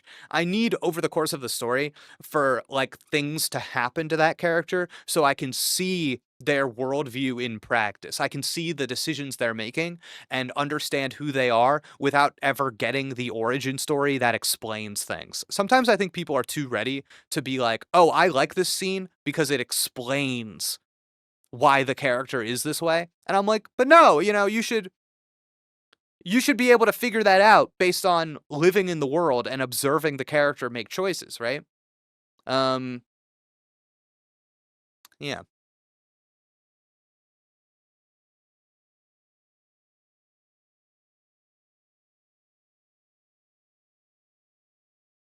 Okay. Let's keep it rolling. If someone like that were to meet the architect, I wouldn't be surprised if they wished for the whole world to disappear. Oh, that's it. Okay. That was kind of weak, I gotta say. That was kind of weak. What's here? In my experience,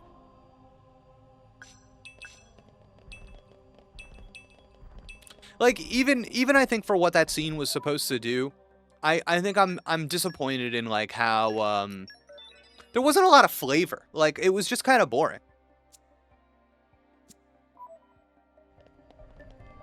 It feels like the characters are bored.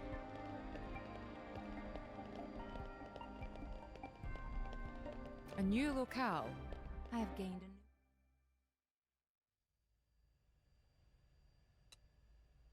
Oh, these two. Lovely. What's up, Jin?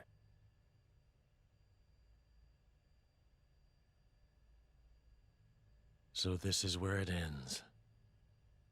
Huh? You say something? No. I'll stay here. You go fulfill our goal. Wow. What are you saying? We promised we'd go together, didn't we? We did once. So I guess the high tower surprise, our unexpected obstacle before the final villain, is just going to be Jim Jan here.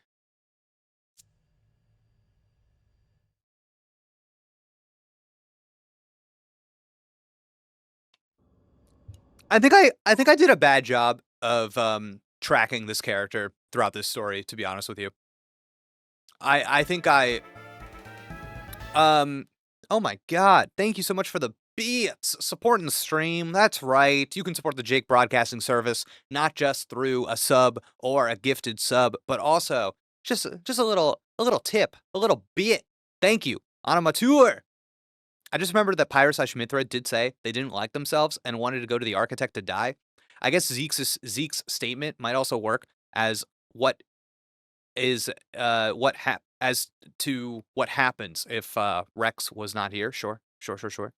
Yeah, I get that. I think that like the content is there, but again, it's just like it just feels like it feels a little bit like Pokemon Black and White, right? It just kind of feels like a lot of the what the game is about is lacking, but like the topics are just things that it just feels like shared vocabulary, like words we kind of um say over and over again, and it's like, oh, they said those words and they said those words, so that means it's connected. And it's like, yeah, it's connected, but like I don't know. I'm not like learning anything. I'm just kind of witnessing, you know? You okay? I'm just waiting. Do you think this game has an issue with being obsessed with flashbacks? Yes. I think that it's a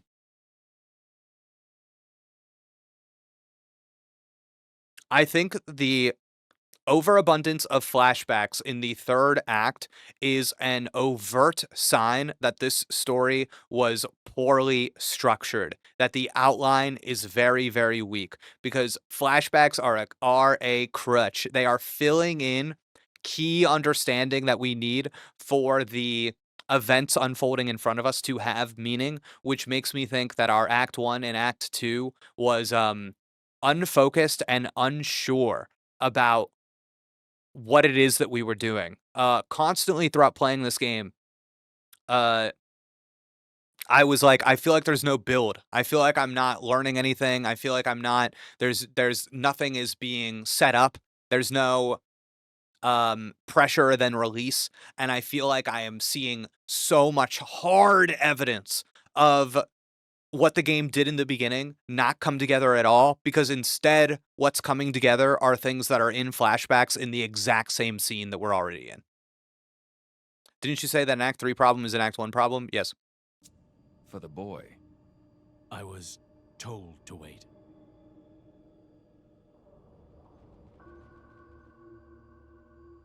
Oh no. Oh, okay. That's a surprise. I'll be watching. All of you. Are you sure? I am.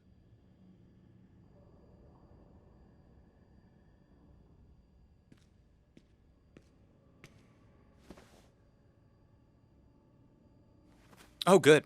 Withholding.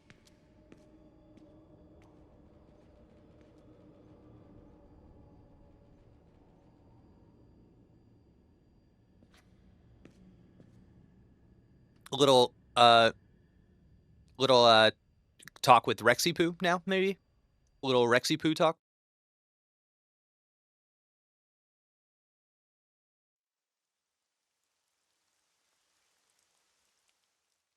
Hey, you! Wow, another flashback! Frick, bro. That's crazy! Man!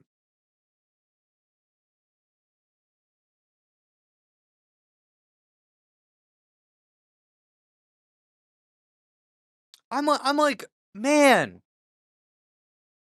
I You wouldn't happen to be Ornelia's former blade, would you? Ornelia? No, I'm... From the Territorial Defense Corps! It's you! What? Oh, I remember 'em well. Even though I was knee-high to a grasshopper back then.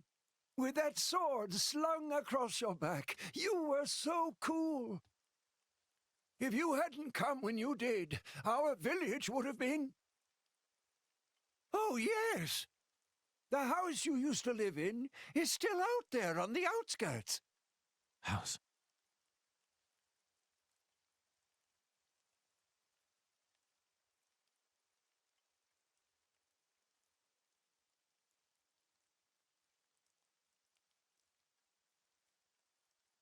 Whoa. Rough. Rough, buddy. I feel like Jake does that exact voice the old man is doing. Damn, you're right. It's so close. That is my old man voice. Fuck. Pinned to the wall.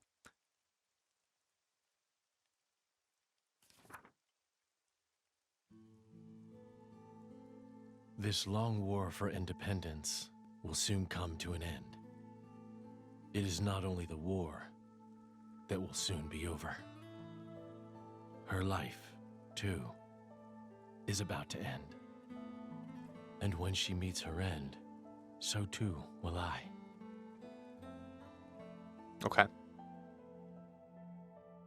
Unsullied by her death, I will merely return to my core to await my eventual reawakening. I will sleep as at the end of any other day. When I awake, will I be the same person as before? Once again, I think that this is another example of something that really works off the page that, for me, does not work on the page at all. At all.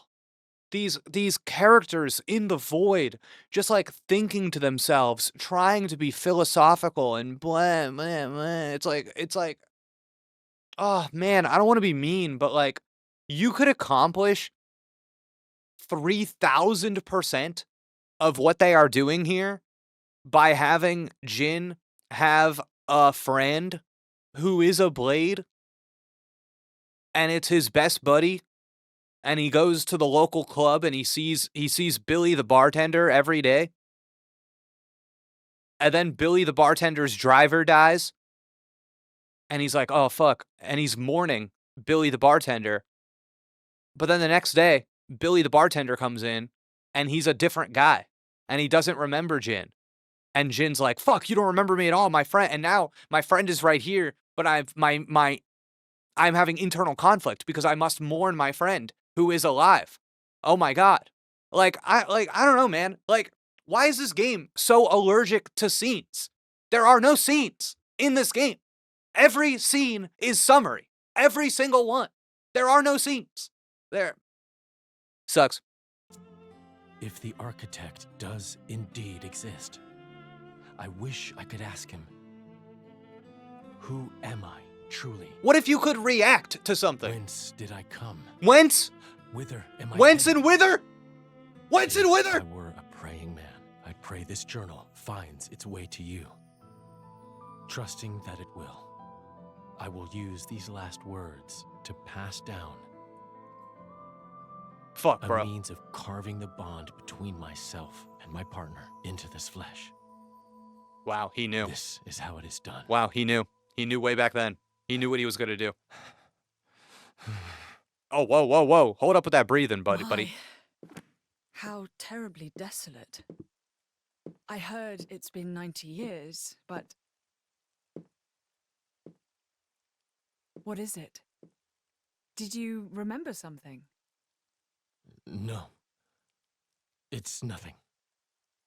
Really? That's too bad. I would have liked to have learnt about the old you. I am who I am. I do not change.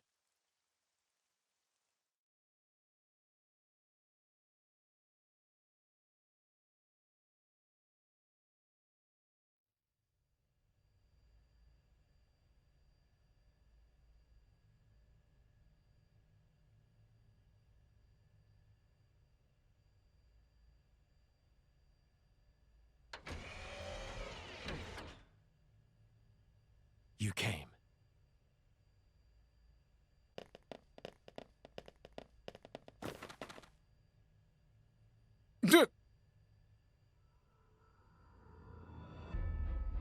Jin. Are you alone? Where's So the all right, so Laura sees like growing and changing as something good and beautiful, Jin sees growing and changing as bad because he views it as self-erasure. He thinks that if he changes, the old Jin dies, which speaks to his fatal flaw, his core flaw as a character, his desire to keep himself and the things he loves frozen. That is why Jin will fail. Yeah, okay. All stuff I knew before that scene. He went ahead. Well then, what are you doing here? Waiting for you. For us? Are you trying to stop us going after Malos? Perhaps. I want to see for myself. If this world has any will of its own, which one would it choose? You or Malos? There you go. We're just prepping. Then, you should let us pass. That I cannot do. But why? In your state, you should barely be able to stand. You know, if we fight now, you'll... You see right through me, Mithra. But I made a promise. I'll do whatever it takes to fulfill this desire. Even if it means your death. Gladly. Jin. No, objectification form. It looks like we won't get past without a fight. Chum? Okay, I presume after this line, the fight will start. So I'm going to pause it right now. I'm so sorry. I know so many people are here. So many people are watching. I need to go feed Chip the dog. I got to take care of Chip the dog. But then I will return and we will do the fight. All right. Be right back. Thank you everybody for hanging out. I'll be back soon.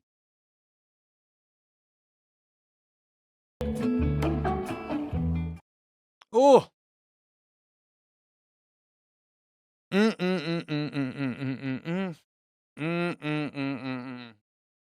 Before we begin, I will say, at least I appreciate you, chat. Thanks for hanging out.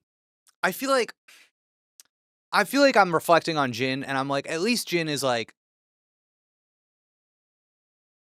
at least Jin, at least his whole thing like centers around pretty obvious like romantic love, and I'm like, I can appreciate that. You know what I mean? What was Chip eating? Kibbies. All right, let's get this battle started. Let's take this guy down. No prisoners. Seems so. We'll give it all we've got. Come on! As it should be. Come at me, boy! Boy. Good. Give it all you've got! Recruit now! Don't let it over your head! My dead buck armor fails! Yes! Ultra slash! Bro, Zeke, you're whiffing, dog. My dead body. Please stop whiffing, Zeke. Skyward slash! Skyward slash, nice.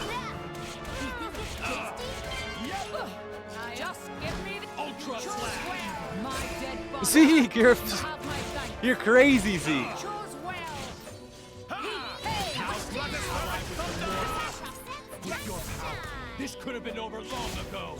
The time to defend is now. Overload Thunderbeam! It won't be that. Oh god. Oh god. Armor fails. Zero Oh my god. Ultra slash! It won't be that easy. Is not to be underestimated. It won't be that easy.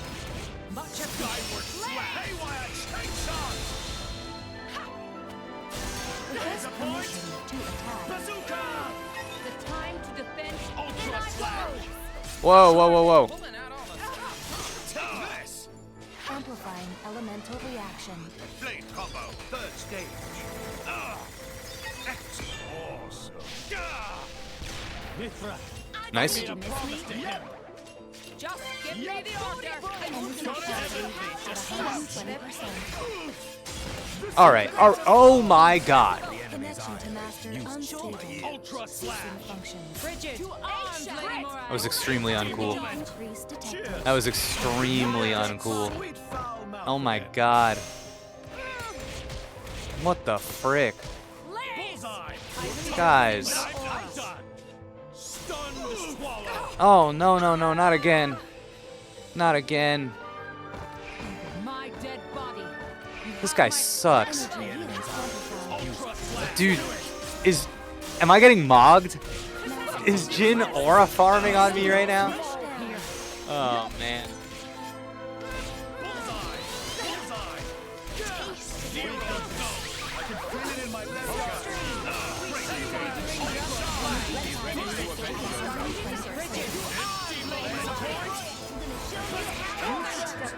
Bro, Zeke, get up, my brother. My dead body. Much appreciated. You should step back. I'm all right. It won't be that easy. Moreg, don't do it. Don't die, buddy. Good stuff. No, Zeke. Zeke, come on. We're so close. Get up. Shit. Come on. I think we got it.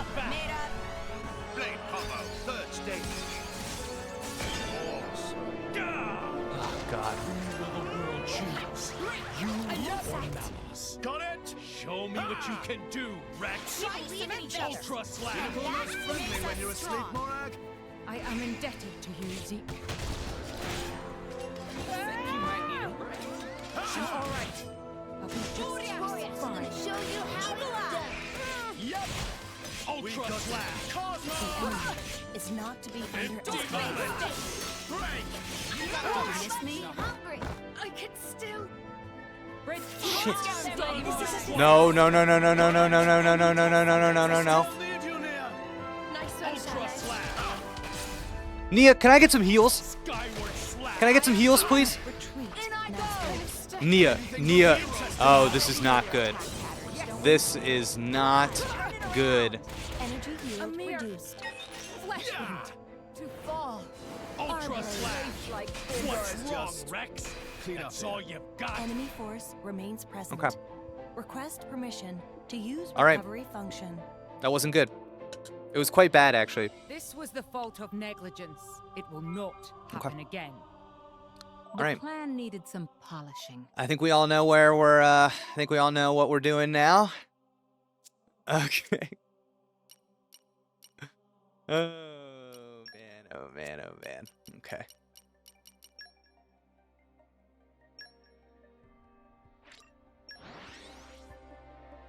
I think we all know what we're doing now. And we'll give it another shot. We came a pretty long way, eh? Onwards.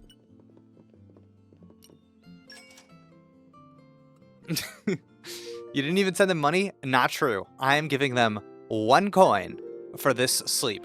Ugh, 1 My level. incredible power knows no bounds.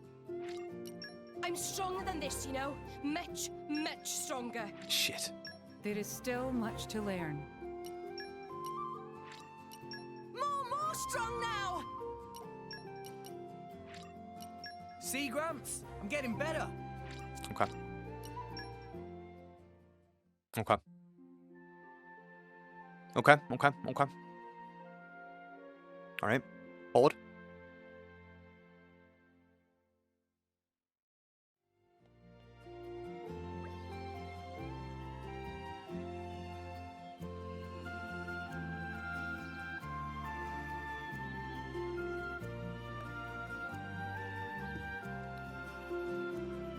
Hey, Gramps. There's something I'd like to talk to you about. Tostios! Thank you so much for the sub. Appreciate you supporting the stream. Of course, Rex. You know I'm always willing to lend you an ear. Okay, let's go to the Canyon of Husks at Spirit Crucible Elpis. I'll tell you all about it. Oh. Well, on second thought. I dreamed that I had loads of glitter spuds to eat. How That was about weird. you? Okay. Nice cat nap. Okay.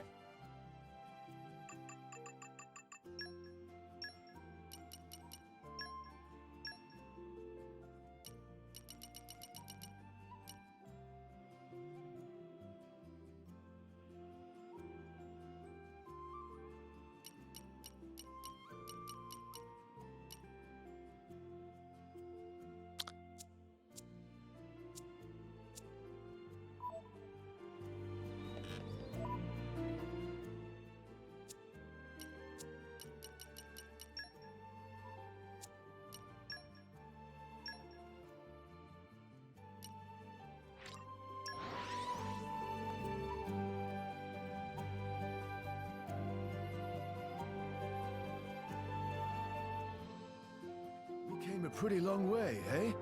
Onwards!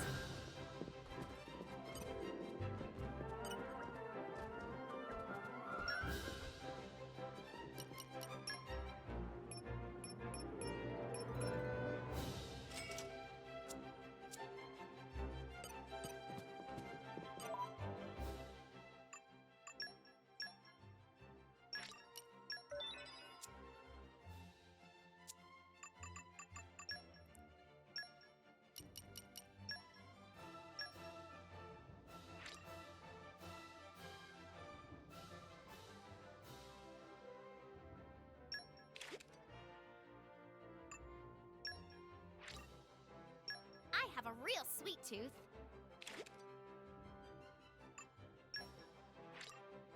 Delicious. I'll have to write this down.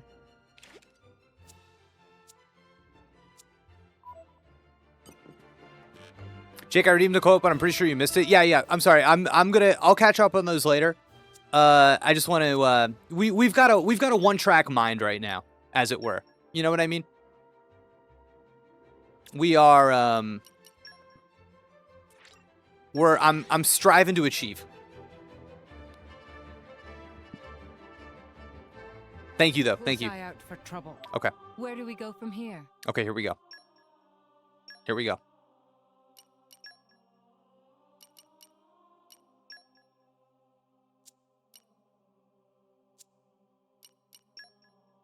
Here we go.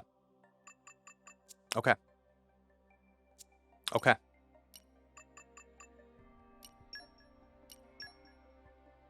Okay. Okay. Okay. I'm Okay. getting stronger. Oh, fuck. Okay. Oh, chat, pressure's on. Pressure is on. Let's go. Hogging the glory, eh? Pull yourself together, Zeke. Affinity Bullseye. decrease. In I go. Affinity Break. increase detected. Let's do it! Sure, Ultra slash! won't be that easy. Bro, You have my thanks. the missing is crazy. Jin is actually making me mad with all the missing. My dead body. Break. How could you ally with the mortals? Ah, Sure will. this could have been over long ago. Ultra slash! Bazooka! Fail. Haywire chainsaw! Burst! Charge throughput exceeding limit. Empty moment! Yes! My dead body. Bro, Bullseye! we're missing key moves here. Key moves. Haywire chainsaw! Break! Have my thanks. There's a point! Yeah! Amplifying elemental reaction. Blade proper, third stage. Super Wars. Mithra, I made a promise to him. Okay. Okay. Okay. Nia, I'm gonna need you to do some work right now because I'm getting my ass beat. Bridget, to arms, Shaman. Nia? Nia? Bridget? Can somebody? Please? Please? Affinity Please? decrease detected. Please, somebody. Please. My dead body. What is this shit? Energy field reduced.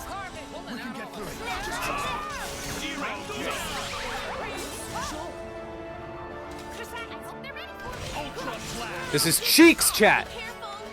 Maybe things will get interesting now.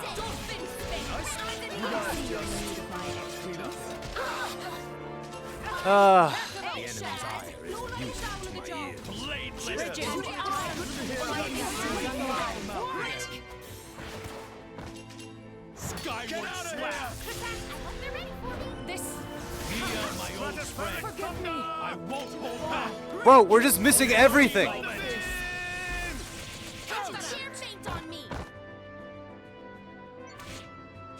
Don't spin, spin. We're gonna need a lot of luck on our side. We can get through it. Just trust me. You look almost friendly when you're asleep, Morag? I am indebted to Ultra you. slash. I'm really feeling it. Skyward slash. You will not fall here. The time to defend is now. Overload Thunderbeam! A mere What's small wrong, flesh Rex? That's all you got. My in a place like bad. this. This was the fault of negligence. It will not happen again. The plan needed some polishing.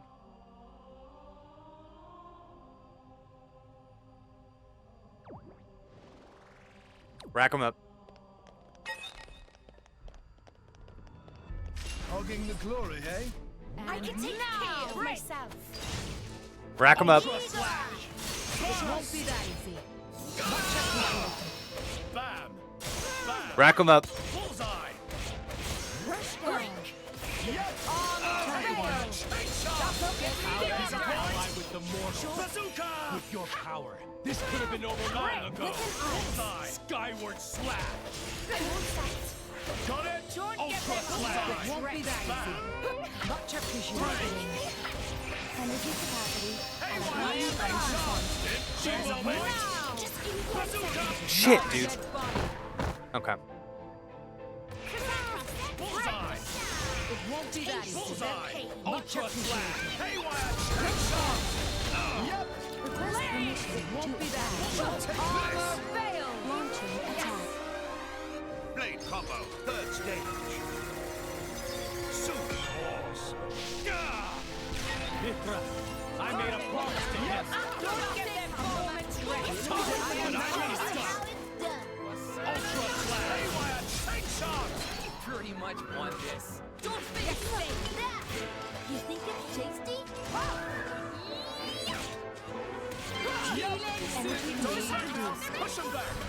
You have unwavering resolve. Rush down. Empty moment.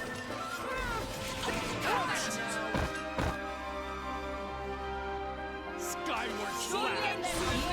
Chose well.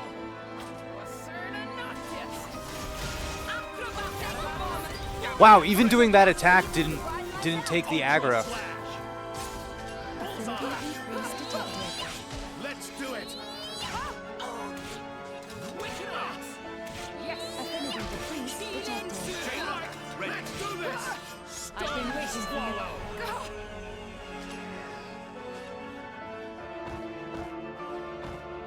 you. Empty moment. Affinity decrease detected. We can get through. All right, you want to go, dog? Let's go. Energy yield amplified. Hey! Let's go! Zero. Stratospheric thunder! Bladeless blade. on me. Let's mop up. Don't get them a moment's rest. Ultra slash. Don't you dare faint on me. Never fear, I got this. Nice one. Don't finish this. Let's give it all we've got, chaps. Just follow my lead.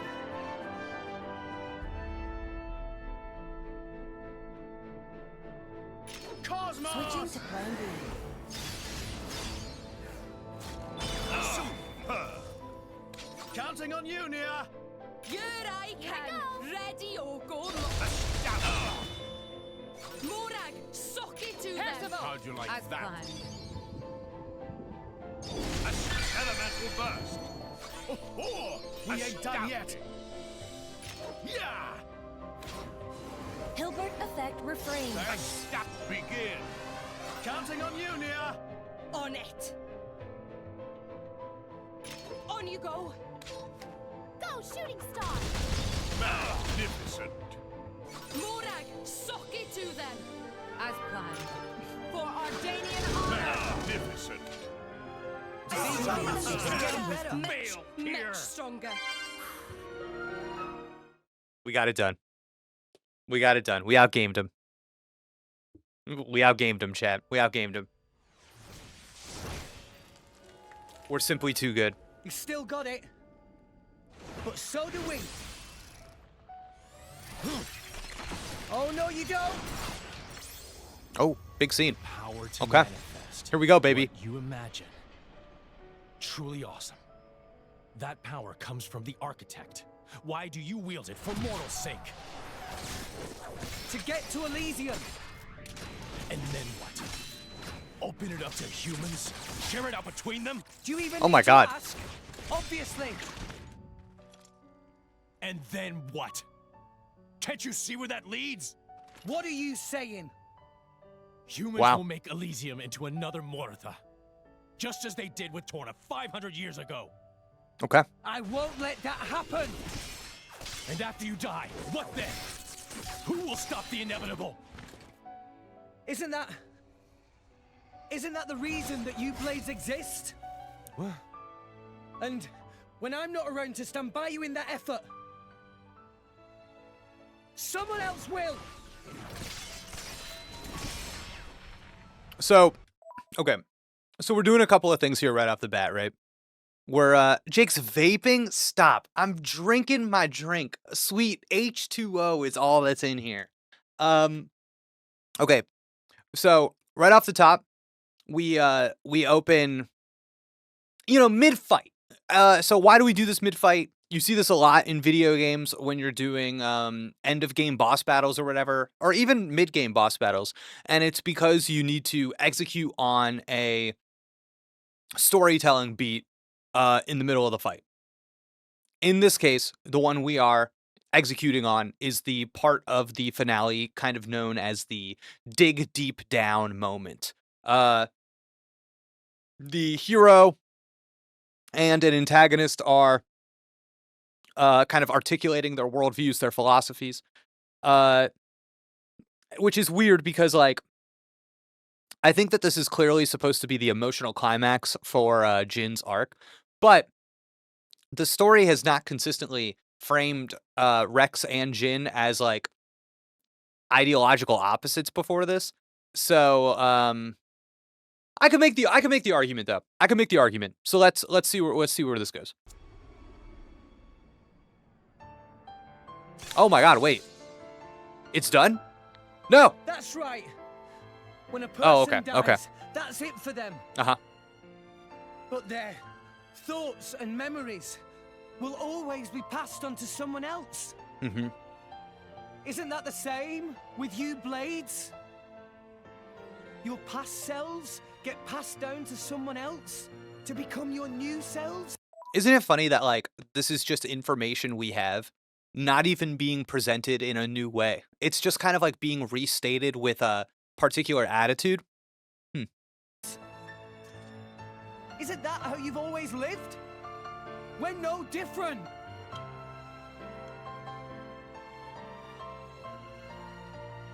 Jesus Christ. Okay. So okay. So we've got Jin kind of pushing Rex on what humanity would do if they had access to Elysium. And his argument is essentially like humans ruined what's it called? Moritha, then Torna, and now they're going to, if you give them Elysium, they'll just ruin Elysium too. And you have Jin kind of like representing this nihilistic position. But I think that this would maybe be more effective if prior to this moment in the game, Rex maybe had to grapple with the historical failures in a meaningful way, rather than them just kind of being background information about the world and Rex's disposition as a character being one who is like, well, that's the past, baby. So Rex hears this and he responds with an argument centered around inheritance, right?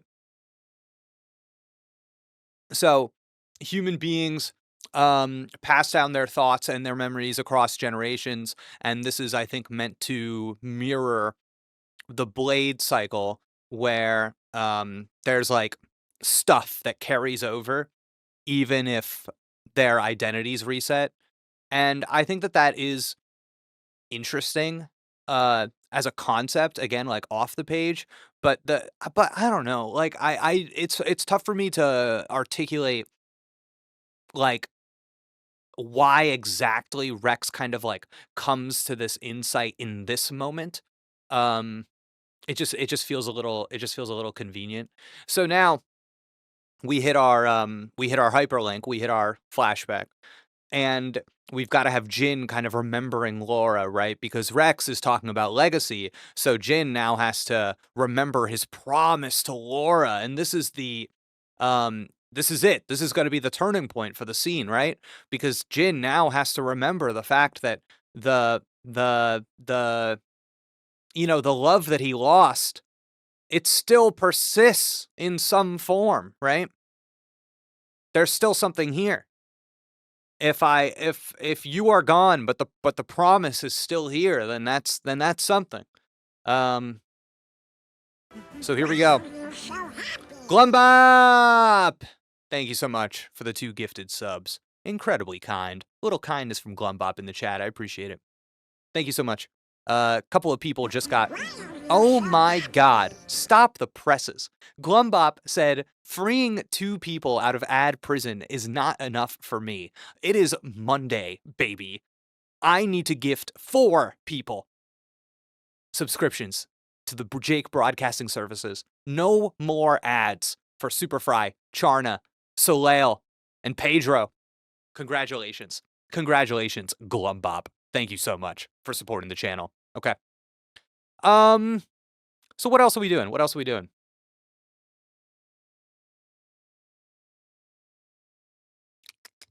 So, okay. So you have Jin here, and his entire thing is, what if everything was static? What my character flaw is that I'm choosing to encase everything in ice. I'm choosing to freeze everything. And I think that you see that kind of literalized in a lot of different aspects of his character, right? So now you have to have Rex be like, Jin, the Blades and the Titans. This isn't tragic. It's beautiful. This chain of life, rebirth, renewal. This is what life is, Jin. I've never previously expressed this interpretation of the world, but it's what you need to hear right now. Jin, can't you see? Death is good, Jin. I'll protect you. I'll keep you safe. Always. Jin! Please! Blades become titans when the time is up.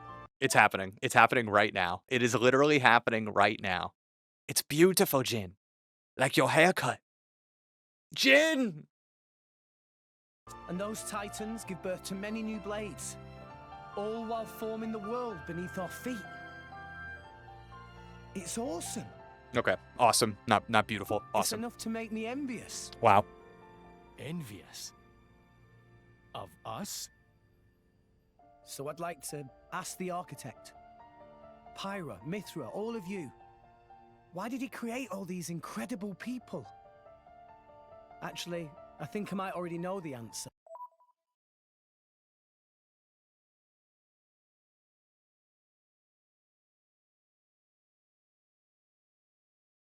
He's not going to say it.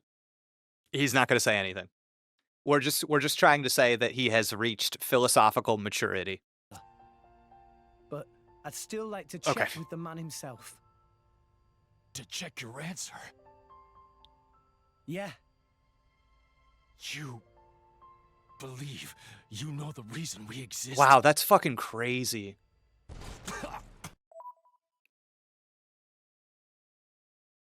He's done, dude. He's done. Longtime viewers might remember, like, back when we played Xenoblade Chronicles 1, how I was like, oh, okay, some characters, it's like the second that their arc completes, you just kind of get rid of them.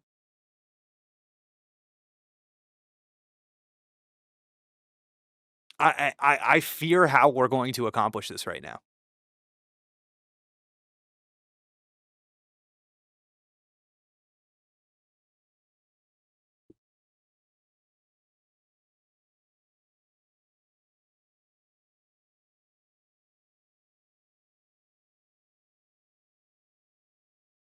There are 2 ways that this can go.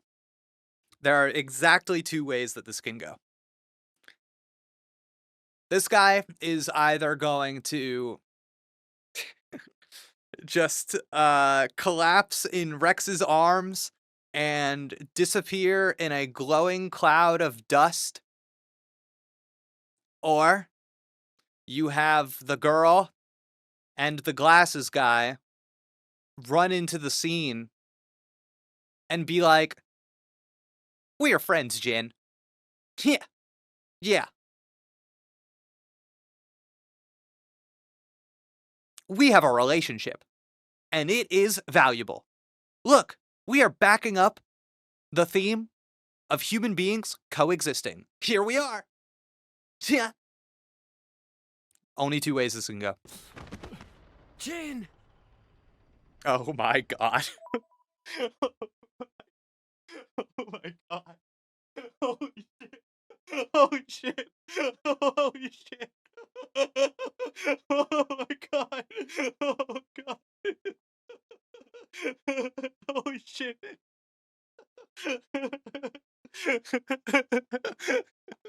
Oh, that was a good one. All right, that was a good one. All right.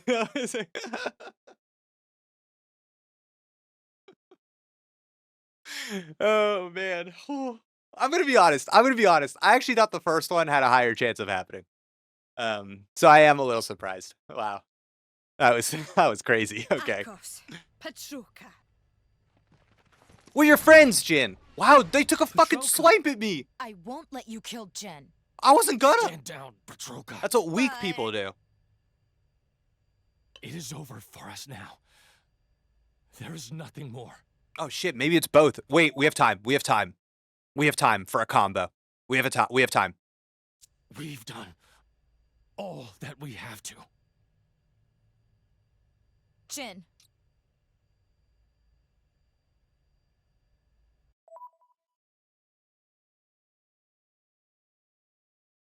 Weirdly long pause. Okay. I have a prediction for what's going to happen right now, and I don't want to say it because I'm so confident it's going to happen that I would completely understand people being like, "Oh, he pre-watched. He's cheating." I am so confident. I literally could not be more confident. I like there's like only and it's going to happen literally in half a second. Listen, okay. You're not allowed to judge. We're just going to say it, and we're not going to be judged, and we're going to be cool. We're going to be cool about it. We're going to keep this between us. All right? You have to hit an escalation beat now, right? Because we just went down. We just went down. So now we have to vamp back up. So, probably like a big monster is going to like shoot a beam through the room, and we're going to have like a big monster to fight or something, right? The escalation beat needs to be hit right now because we have sunk in this, and I think that this is ultimately like a big, we're ramping up, getting ready for a big thing, right? Okay, here we go. I'm not 100% sure what it would be though. I don't know what big monsters we have waiting in the wing. Like a random monster? Yeah, I guess so. We don't have any big monsters like waiting to attack. Mia. Me? What is the significance Your of the power. monster? Can you use it on Jin? It's just for pacing. It's just to keep Well, things going up and up and sure. up and up. It'll only be a temporary measure, but Oh Don't wow, expect I any completely fix. forgot about her other form. We'll go back first and prep Jin for treatment. Akos, make yourself useful. Okay, I was wrong. We're good. I got him. Oh, Petruka!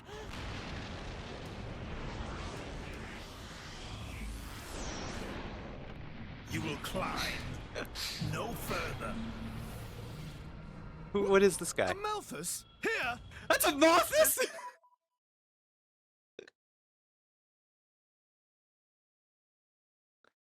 What are we doing, guys? What are we doing? What are we doing? I guess okay, so I guess he had to hit his objectification form. But like I feel like 8 streams back I made this comment about how this game uses power scaling to just like go up and up and up in like an artificial way. And knowing this was gonna happen, that's crazy, man. That's crazy. I guess we're gonna fight this guy. All right, let's get whatever the hell this is. So, okay, escalation beat. The bigger antagonist appears just when you think the conflict is resolving, classically. Classic execution. I think that this also is another failure point of this game, though. That kind of happened in the Nia transformation scene, where they accidentally undercut their scenes. They undercut the kind of like climax of an arc with another fight or another thing, or just like the shifting of focus. You can see now, I think by this point in the game, how a lot of the game's scenes are structured almost exactly the same, which makes them easy to predict. Why does he look like that? Oh, fuck. Is he gonna eat her? Oh, dead. Killed her. Oh my god. Dude. Dude, he's got one for all. Shit. If the architect did send blades down to this world, it was for my sake. Nice. Nice. Find and raise cores. So now you've got Amalthus has to come up here and be like, here's my ideology. The reason that the Aegis exists is so that I can blow up the world. Ha ha ha ha ha. Obtaining more powerful, wondrous, unparalleled data. That is why I created the cleansing procedure. Behold the culmination of my work! You lunatic. He took the cores from all those blades. So that was the reason for the cleansing. I am an agent of the architect's will. Jake, are you reacting to the Mario Direct? I'm sorry. There's a Mario Direct? What are you talking about? Did I miss a Mario Direct? Please hold. Beep beep beep beep beep beep beep beep beep beep. Mario Oh no. What is he seeing? Delusions of grandeur. You can't just decide stuff like that, dude. You're out of your damn mind. It is no delusion. Have you forgotten the Aegis's power? That power. Is it not the Aegis's power to erase worthless things from existence? Is that not the architect's very will? Got it. Pyra and Mithra aren't like that. Oh. I just realized. I know why Malos is so intense.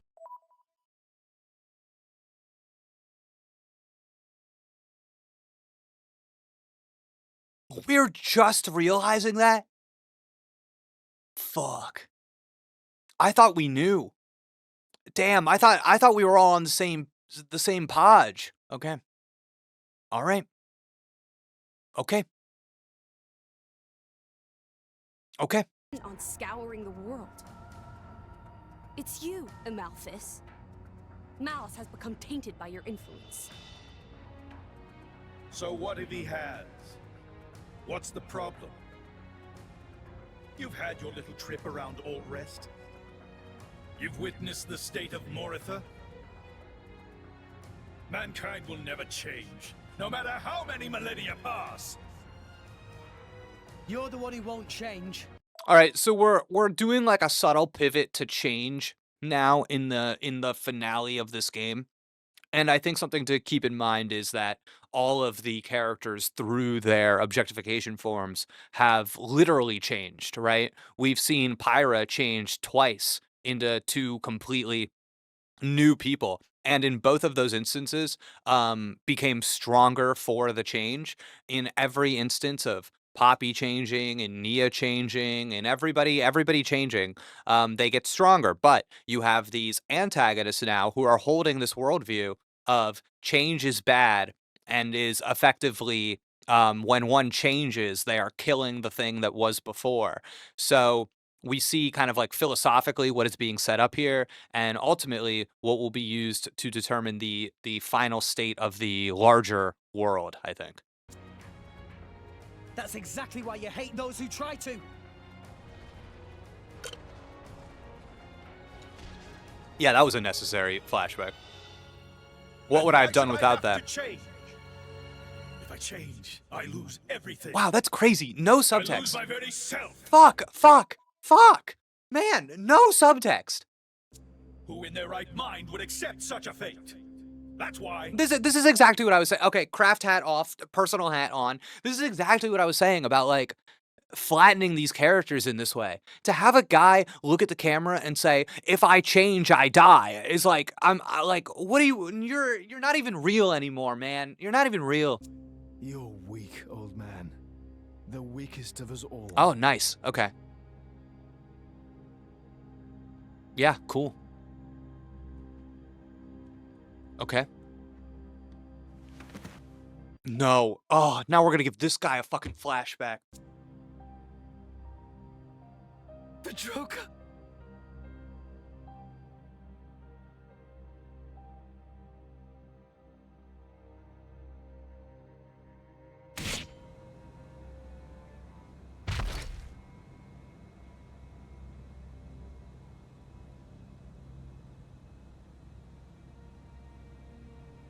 You wanna kill us, huh? You're not human. Flesh eaters? We were on our way to be transferred to Indol.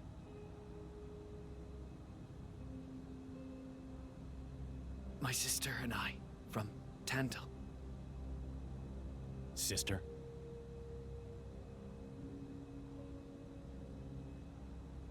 Here.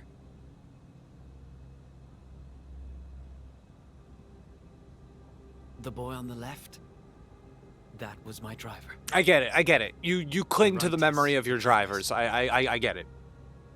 Petroka. Is that her name? Yes. I'm Akos. Our drivers were brother and sister. That's why. We're siblings too, you're saying? What a dumb notion. They're them, and we're us. No relation whatsoever. Even so, these bodies contain the lives of two humans. We are connected. I don't get why you bother. Are you happy? I'm asking if it makes you happy, clinging to things like that. That I don't know.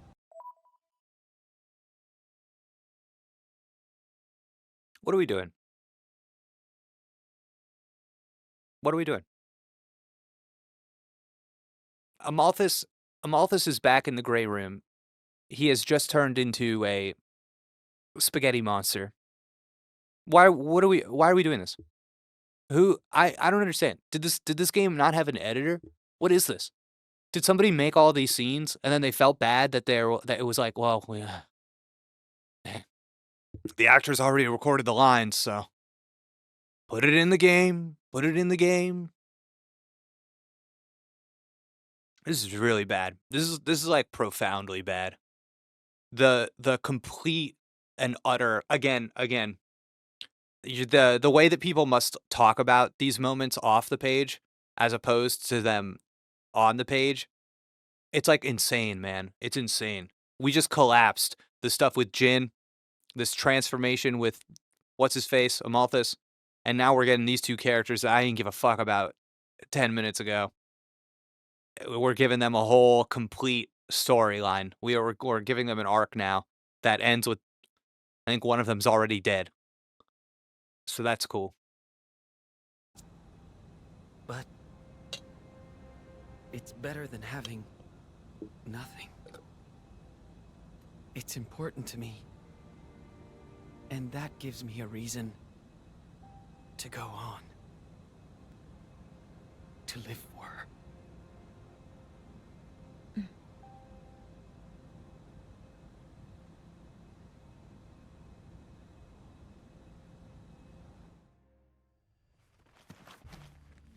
That's the scene. Akos, stop! He's...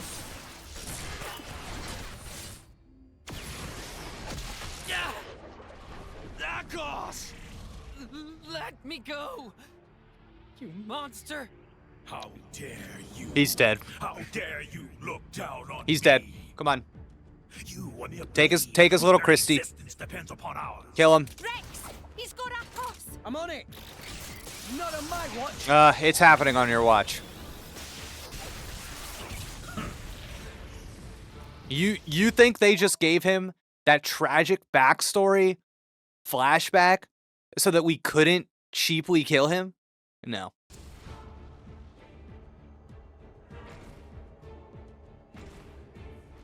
Let him go, pal!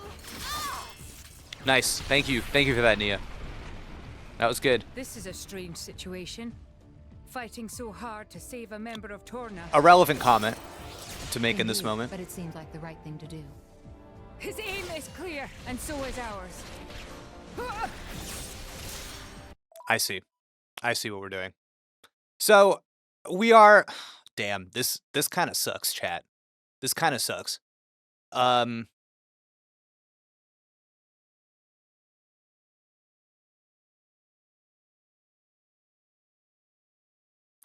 We are lightly fridging Petroka and Akos for the sake of motivating Jin.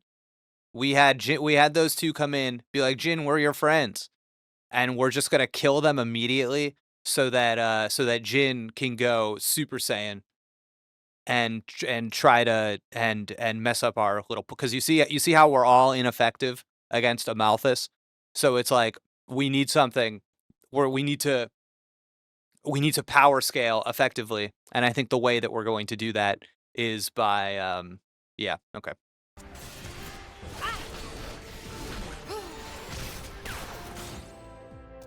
Thanks. Friend, welcome. Poppy, now not time for kind manners. I believe in returning favors. You owe me for that one. Much thanks. How? Who do you people think you are?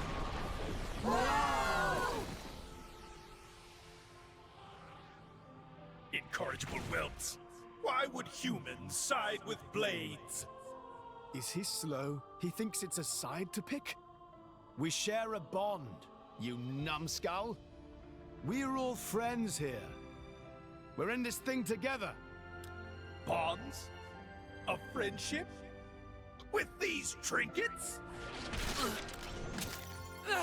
Wow, he's done. Cooked. Akos! Okay. That was surprisingly painful. If I were still a blade, this wouldn't... Wow. Okay. Oh my god. Wow, I can't fucking believe this. Holy shit. Join me. Huh? My name is Jin. I am just like you. I'm just like you.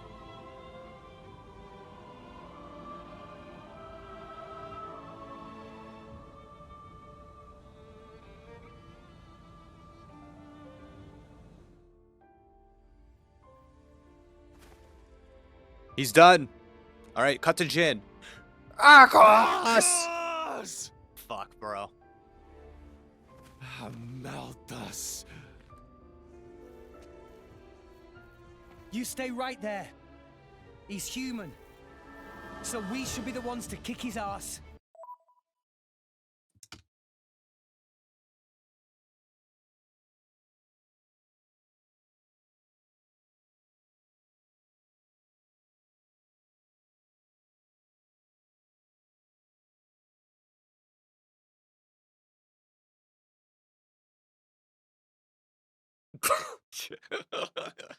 What is happening?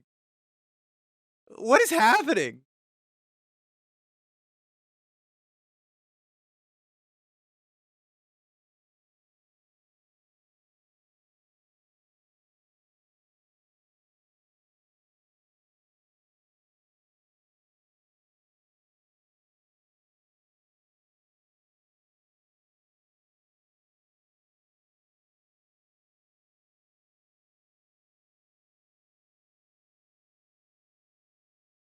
I guess I need to know if the next word out of Jin's mouth is, but I am human. Or, you know, some version of that. I have a heart, no less human. Then you better take good care of it. That's why you came here, right? Rex. We're gonna break the 500-year-long curse right here. Yeah. So, I think we have to read that, like, Jin should not fight a Malthus line as just, Rex trying to make an excuse for Jin so that Jin doesn't have to participate in the fight because Rex knows that Jin is not strong enough. Because the "you're not human" thing is just, it's, like, philosophically incoherent with what we're doing here. I think Jin, in many ways, is actually much more personally involved with, Amalthus than Rex is. You know, I think Amalthus directly destroyed Jin's life, killed the girl, Laura, seems to have played a large part in, I don't know, did the flesh eater system that seems to kind of unite all of these Torna folks. I actually think I'm actually maybe more interested in Jin owning this conflict than I maybe am with Rex at this particular moment in time. You know, you've got something, if you think about, like,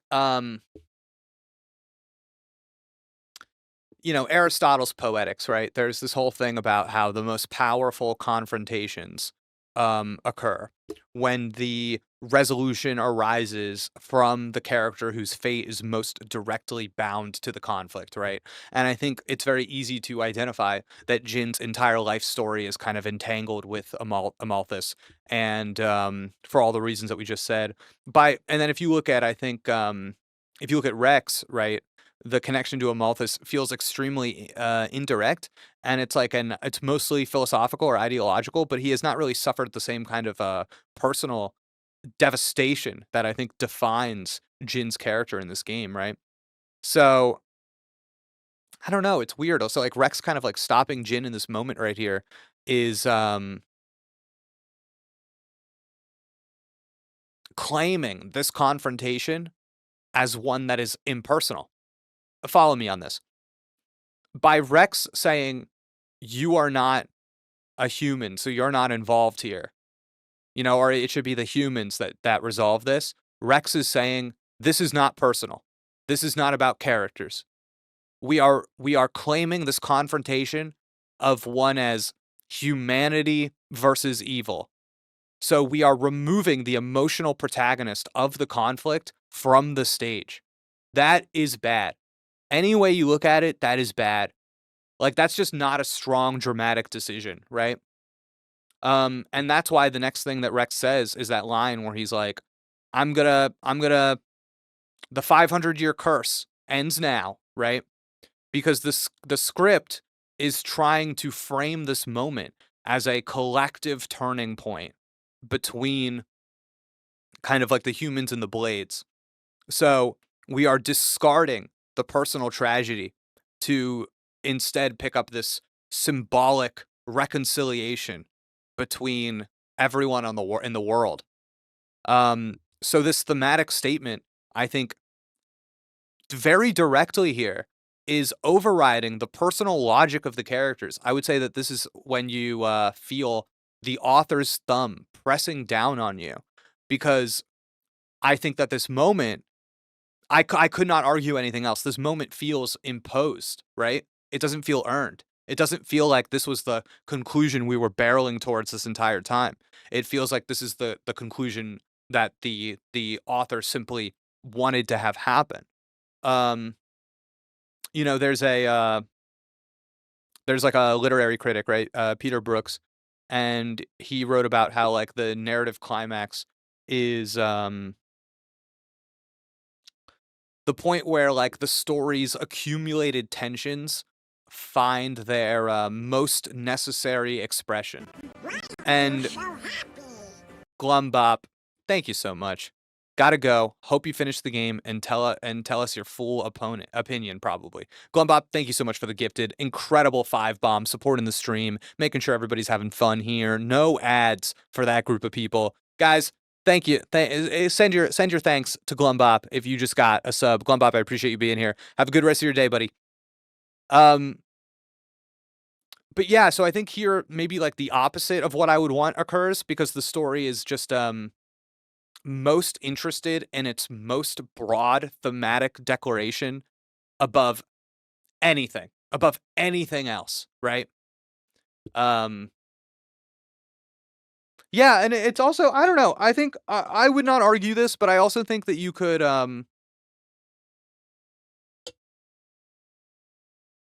there's like a character issue at play here as well.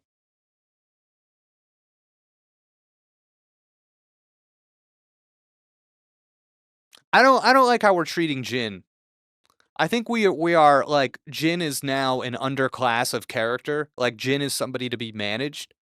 And it's like, I don't know, man. Jin like had a lot of agency throughout this game, and now it's like, sorry, dog.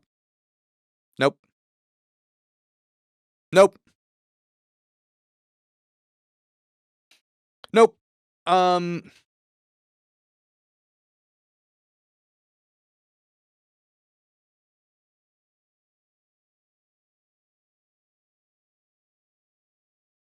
There's just something weird happening in this game where it's like the insistence to remove characters from the confrontation where their personal arcs should culminate is like crazy. And then every single time, like whatever happens is just like reallocated to Rex. I think that this really occurred to me in the Nia scene. And then since then, I've just been seeing it happen like over and over again, right? I will not be surprised if this continues to happen. Okay. Let's do it!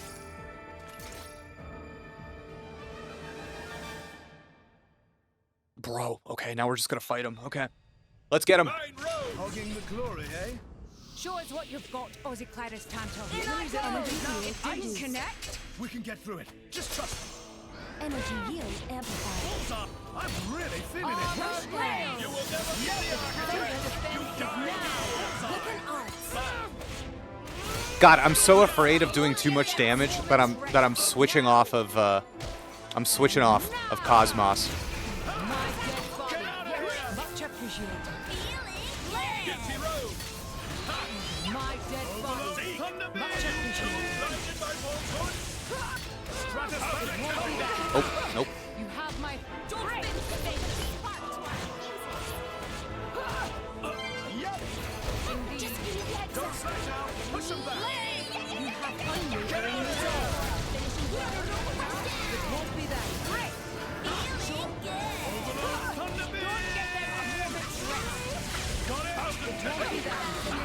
Oh, jeez. Take this. Amplifying elemental reaction. Blade proper, third stage. All blades will become a part of me. Cannot exist without people. Don't slack now. Push him back. You have unwavering resolve. Just give me the order. Sure. Percival. The enemy's eye is Eclipse. used. Blade. Affinity decrease detected. Bridges. Arms, blades. Oh, good. Great. Not fit to be called a blade. Didn't connect. That was rude. Good to hear that sweet foul mouth. That was rude. What?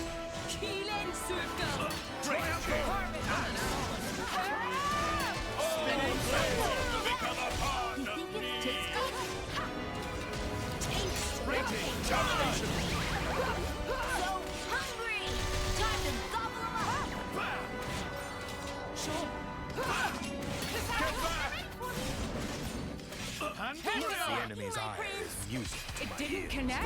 Bridges. Arms, Lady Morag. Overload, cold rage. Shit. I feel a single. Oh, no, no, no, no, no. Oh, ouch, ouch, ouch, ouch, ouch. Bringer of chaos. My dead body. Fury slash. Stratospheric thunder. I'm gonna show you how it's done. Overload thunder beam. Come on. We gotta get more of these attacks in. No, we're cooked. We're cooked. Ooh, I've never started with this one. Let's see it. Cool. Good try. Much appreciated. I've been waiting for you to see that. Have my thanks. Good try. Got it. Have my thanks. I'm gonna show you how it's done. What? Got them fired. Become a part. Bridget there. Good as dead. Break.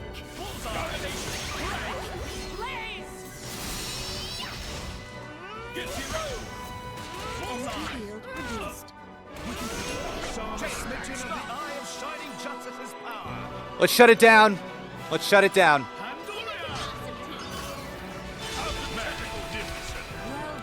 Counting on you, Nia. Little prediction, small prediction. The fight will not be over. It'll be one of those mid-fight. Oh, you know. It can't end like this. I've gotta get my super objectification form.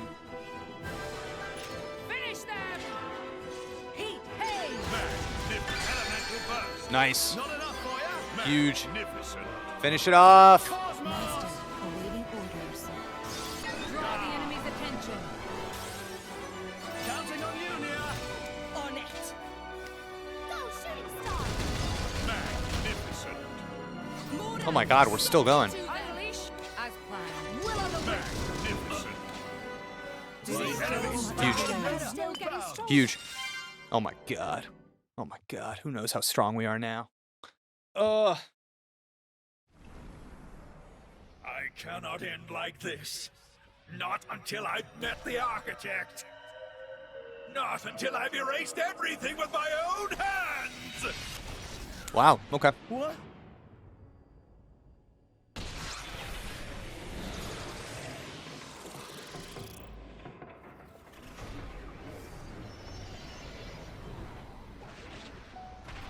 This is bad. The World Tree cannot take it.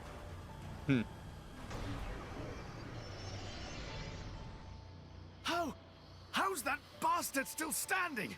After the incredible thrashing we gave him. We must stop him.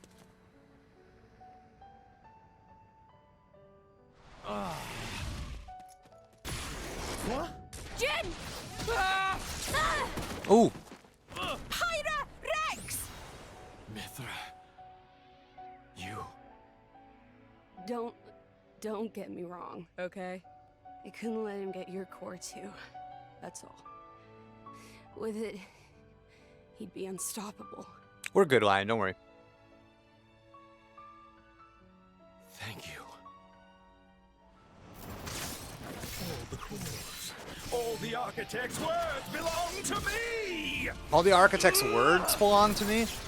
Oh, nice, dude. Nice. Wait, I like that. Nice power, dude. Very Take care good. of them both. I will.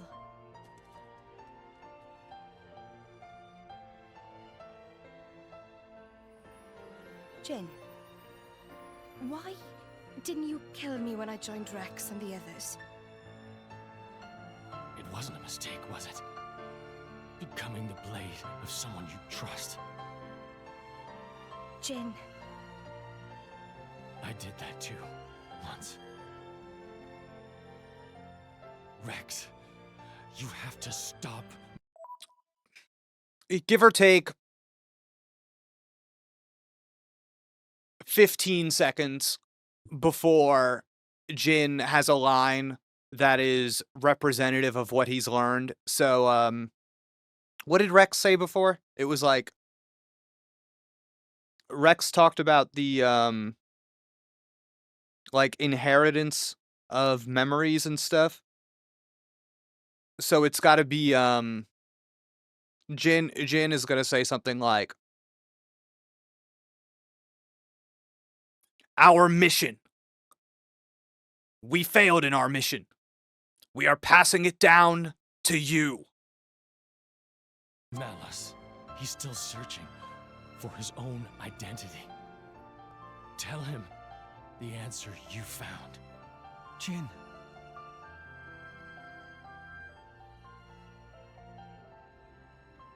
You should have died with Torna. Let's end this now. Our duty has been handed down.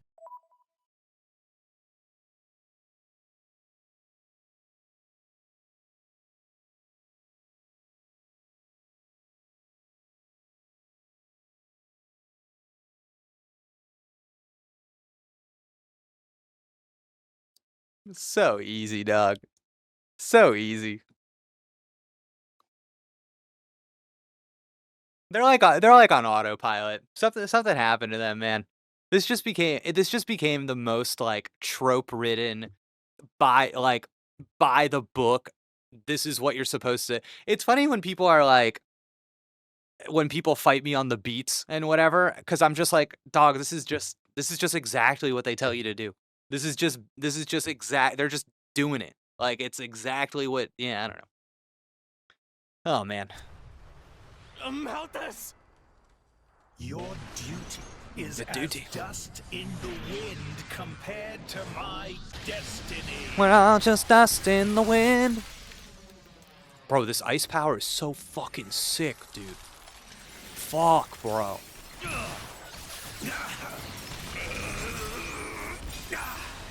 Bro, this rules actually. Oh my god! Architect, I should have been your chosen one. Okay. You could edit this, you could recut this, you could fix this shit. You honestly, they should have just done what I said. They should have just killed those two people and then had Jin do this shit. All of the flashbacks, all that other nonsense, all of us having our stupid little side conversations while big boy's running around killing people, ridiculous. Like, now they've lost all their momentum. There's no momentum here. This is not an emotional moment, unfortunately. They bungled it. I lived as you wanted me to. I did. I always. Okay, so now I guess we're gonna kill this guy. Fuck, bro. I can't believe we're killing this guy. But we must get one flashback. We must get one flashback of him talking about something that's going to kind of echo now that we know he's dead.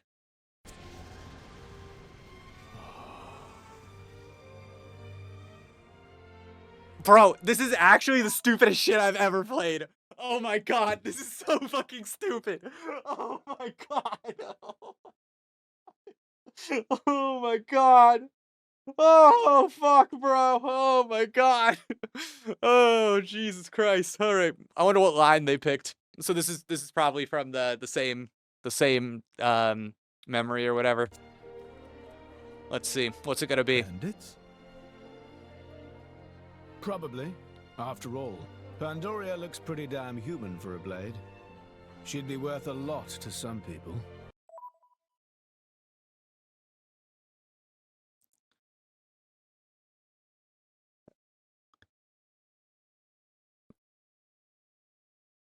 That's new. What did that mean? That was an interesting thing to stick in here.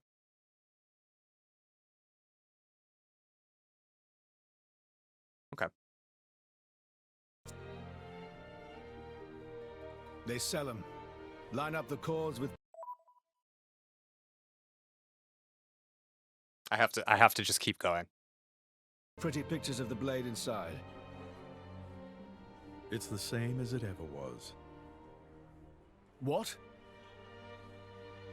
As soon as people are denied something they desire, I guess that's this is the operative line. As soon as people are denied something to desire, they try to take it by force. Um, yeah. So this is his philosophy. He's kind of stating his thematic core. Um,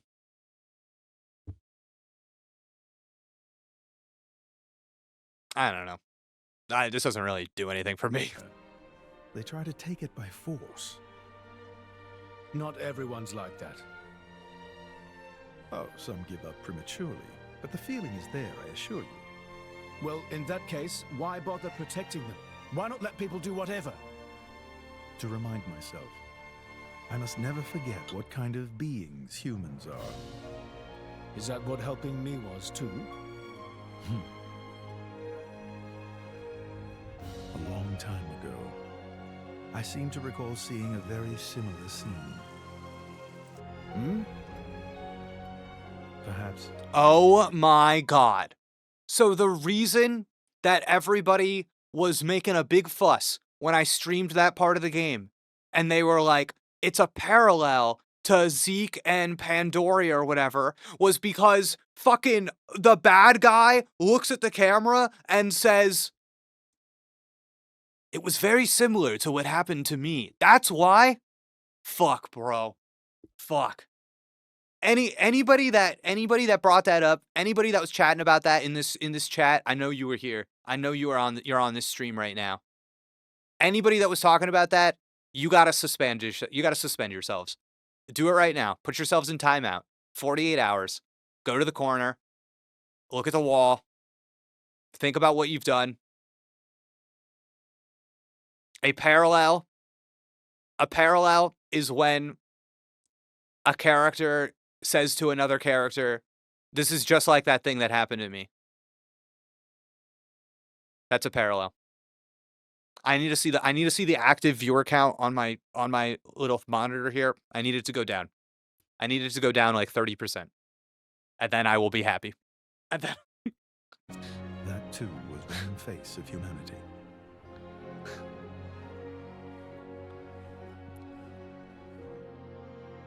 Why did you look so sad back then? That was...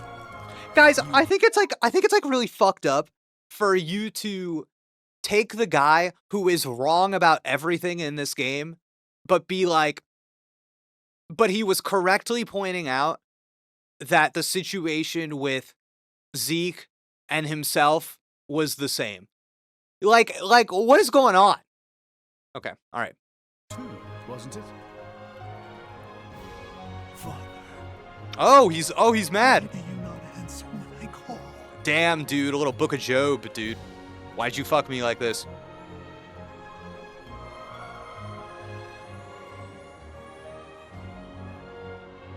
Mother, I've missed you.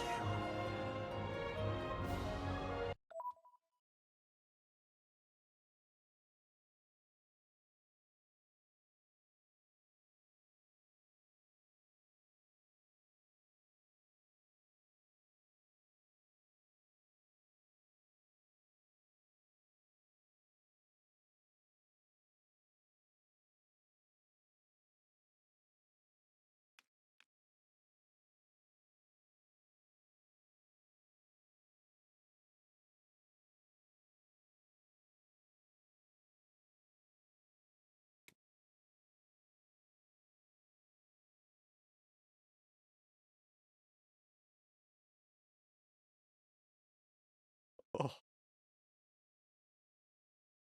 Oh. Oh. Oh. I'm sorry, I suddenly felt disgusting. I suddenly felt like there was something washed over me. That was fucking awful. I had to get it off me. Let's continue.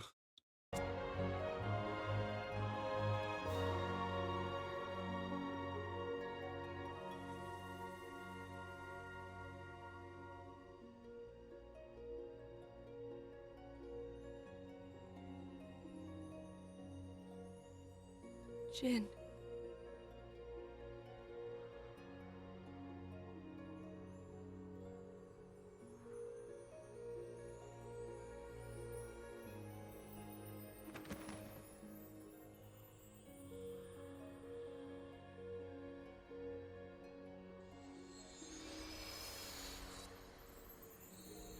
That was cool. I liked the choice there. Soul you were, Jin.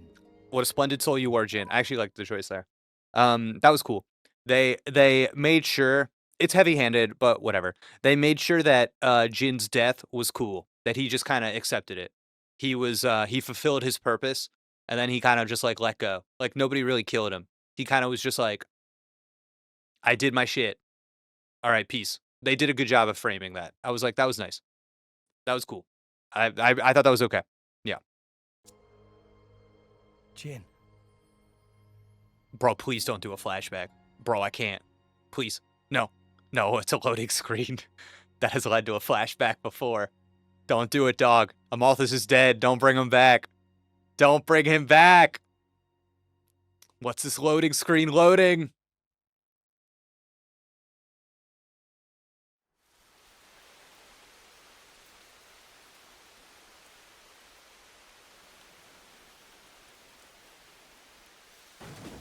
Ugh, what a stench! They let beggars roam free in this town?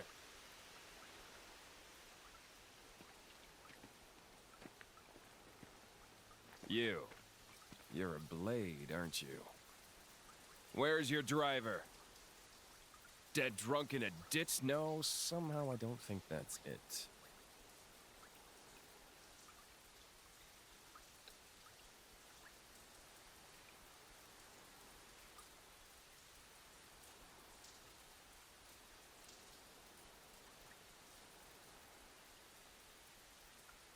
The name's Malos. Whoa. I'm the same as you.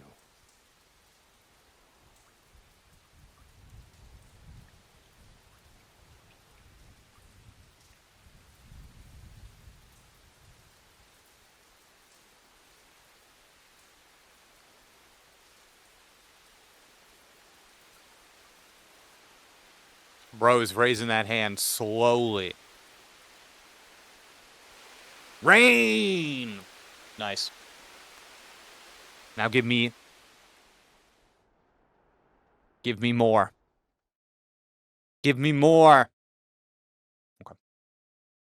Give me more.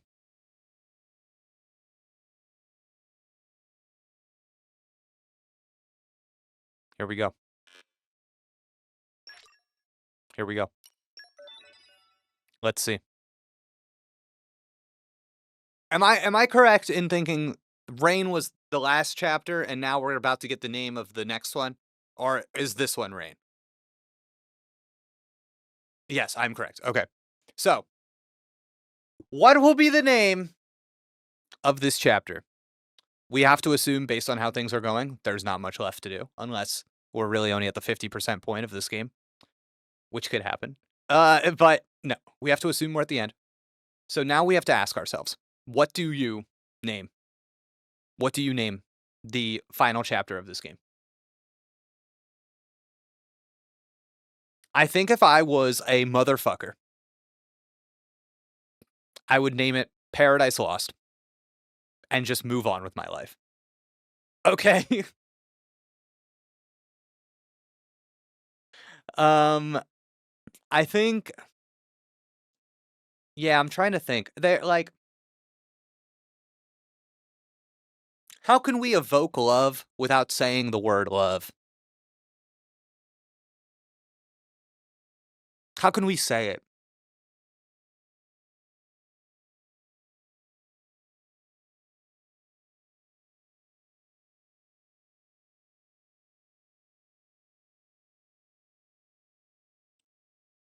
All right, here's my name. Here it is. I don't want to say it out loud. I don't want to say it out loud because I don't want chat to be mean. So I'm just going to type it into the chat. I've got the name. I've got the name of the chapter. I'm just going to type it into the chat. I don't want to have a moment. I don't want to have the moment where everybody's mean to me about it. So I'm just going to type it in. Okay. Here we go. Here we go. There it is.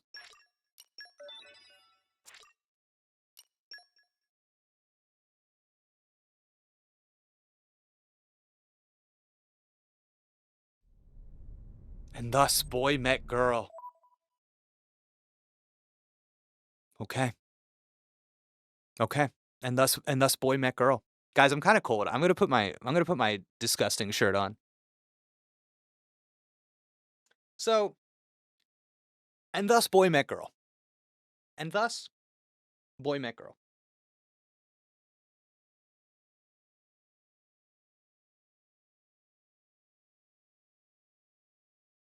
I saw Autumn in the chat say it's good. It's not good. It's not. I'm sorry, it's not good. That moment when Jake gets outdone by the chapter name? No, it's not fun. It's not fun enough. It sucks. It sucks. I'm sorry. Autumn, I'm sorry, it sucks. I think and thus is fucking stupid. Have some courage. Okay? It's not like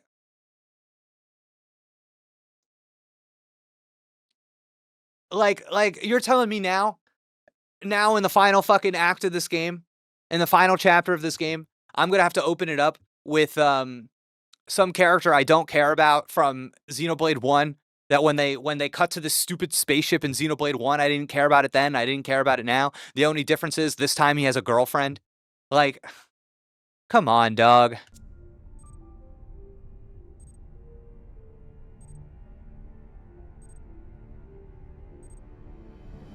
Oh, also, when Amalthus dies and he sees his mother, I don't appreciate the game trying to reinterpret his entire character as if his actions were about like unresolved grief and trauma. Because nothing in the game is dramatizing that. The like it's just ideology, man. So I just feel like it ends up being about nothing. The game is like suddenly gesturing to a wounded child. It sucks, dude. I think it sucks. I think it's a huge emotional disconnect.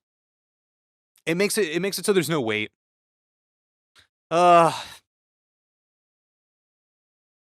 was just a baby. He was just a baby who got hurt. Heat-seeking warhead. And he killed a bunch of people. Sensing Coriolis deviation across all the there we go. Reading shift to west by northwest, magnitude, 2. Okay. Correcting tower balance. Releasing anchor bolt 127 through 214.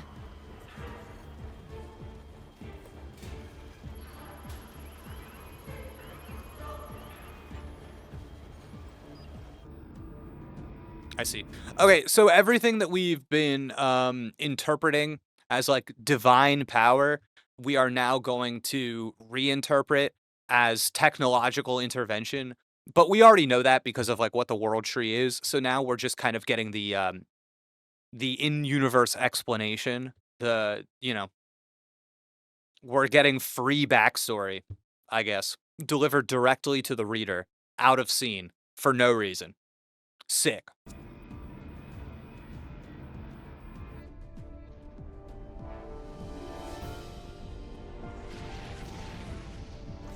Like, doesn't it bother anybody that we're getting this now? Doesn't it make you feel like it's just lazy storytelling? Would the story be so much worse if we got this at the beginning? Okay, all right, my bad. This was my favorite part of the game. No, it's cool. Everyone loves this scene. No, I'm sorry, you don't love this scene. You don't love this scene. This is what happens. This is what happens where the only people who made it to this scene are people that were always going to like this scene. I'm sorry. That is all that is going on here. This is so stupid. Why am I getting this scene right now? Why? It's just time. Release the scene. Release it.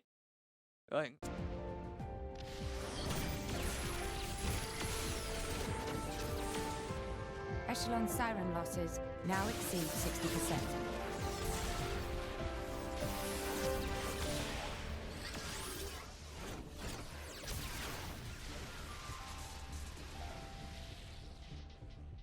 Director, the beanstalk cannot hold. The Saviorite rebels are very... Because you are supposed to wonder who is the architect before this. Okay, let me ask you. Who knows the content of the scene that I'm watching in the game? Who knows the content of it? Anyone? Or just me? This is just for me. This is just for me sitting on my couch playing the game. Nobody, dog. Nobody. Goddamn. very close to capturing it.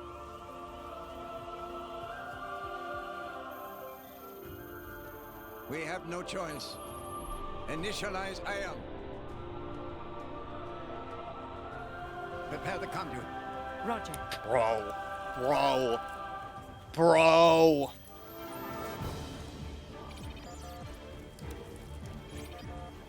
Director, the conduit's authorization has failed. I wonder if the conduit is the architect. We're locked out by Professor Klaus. We can't secure access from our side. What did you say?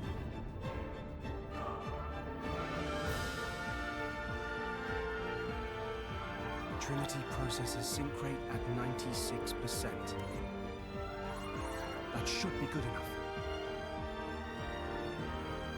Let's begin the experiment. No. Professor, no! The results have not been... Oh, there it is. Here's his girlfriend. I wonder who she's gonna look like. Confirmed. It's too dangerous. Okay, I was dead wrong. She looks like nobody. My bad. Ridiculous. Swing and a miss. It's perfectly safe. We are about to bear witness to the birth of a universe. Once, only a god could perform such a miracle. But today, mankind moves one step closer to the divine. Are you serious? Do you even fully understand that thing? What's the alternative? Do you want to just surrender this place to them? The conduit is a gift from some divine entity. It is a gateway. A gateway that will take us to an entirely new world. You're delusional. Divine entity? The conduit is nothing more than a meta-universe manifold. Galea, we humans are fools. Oh my god, I get it. We're doing the philosophical seed of the entire story.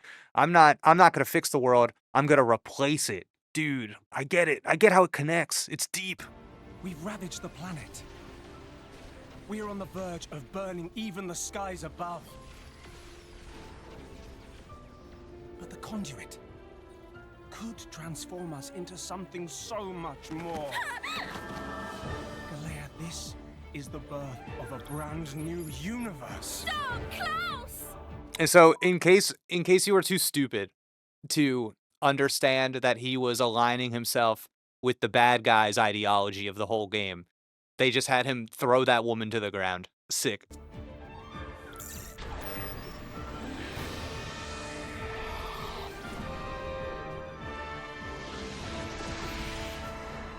Bro couldn't even figure it out with Wi-Fi. He had to run the cable around the planet. No, that happened in 1 as well. Guys, I think you guys need to free yourselves from thinking that this is real and that the parts that they're choosing to show us are purposeful now in this moment for a reason. You got to free yourselves, free your minds.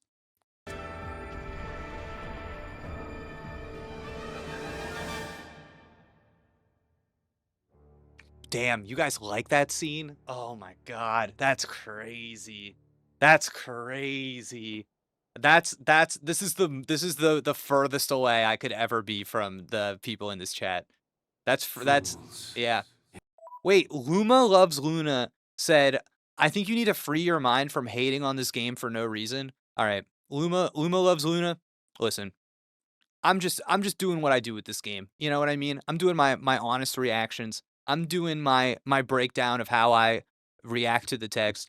I understand I've got like 200 people watching my dumb content that are super fans of this game. I understand that the best way forward for me on these platforms would be to just glaze it out of my mind and to like positivity max, like my life depended on it. I get it. But I'm just like, I guess I'm just like not interested in doing that. You know what I mean? I guess I'm just interested in having like representing my authentic reaction. And I don't understand why having an effusive love for a scene is incredibly acceptable, but me saying this sucks is like, I'm raining on your parade. You clicked on this. You are here. You can leave. I can't leave. I am only me. I cannot leave. This is it. This is it for me. You can leave. If you feel like I'm in your space harming something that you like, I empower you to control your social media and your online presence in a way that works for you. Do not ring that bell. Do not get a little notification when I go live. Do not do it. But like Luma loves Luna, I would love to know from you what you think I should be doing to be a better streamer. I think you need to free your mind from hating on this game for no reason. How could I be a better streamer for you? Luma loves Luna.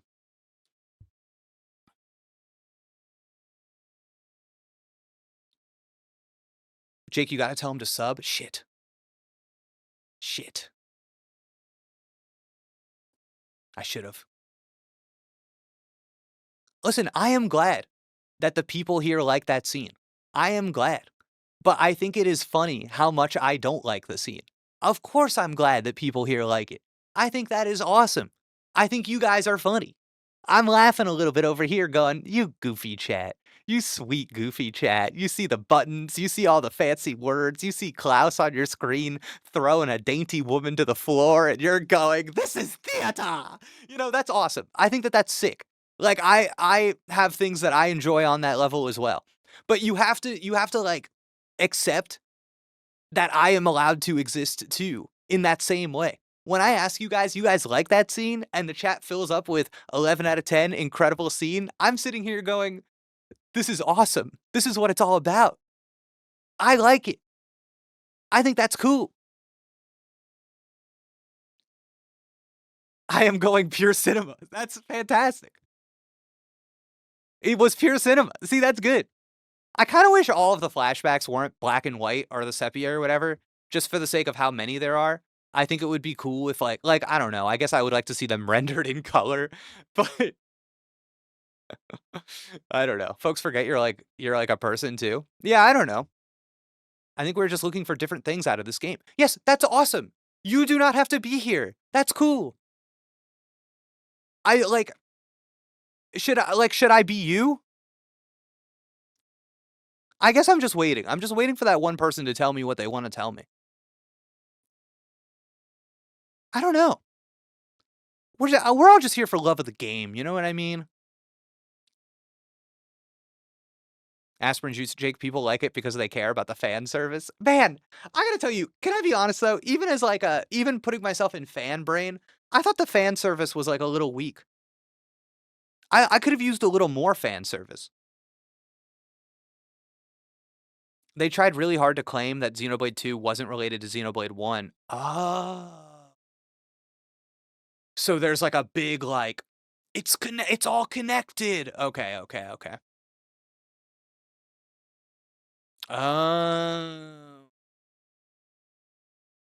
I mean that explains it, to be honest with you. I think that explains like all of it. Cuz you just finished that chapter and you're like, all right, let's go. Let's keep going. Wait, what's this? Why are we in space? All these people? And then this came after Xenoblade Chronicles X, right? So there's like a little bit of that energy too. Okay.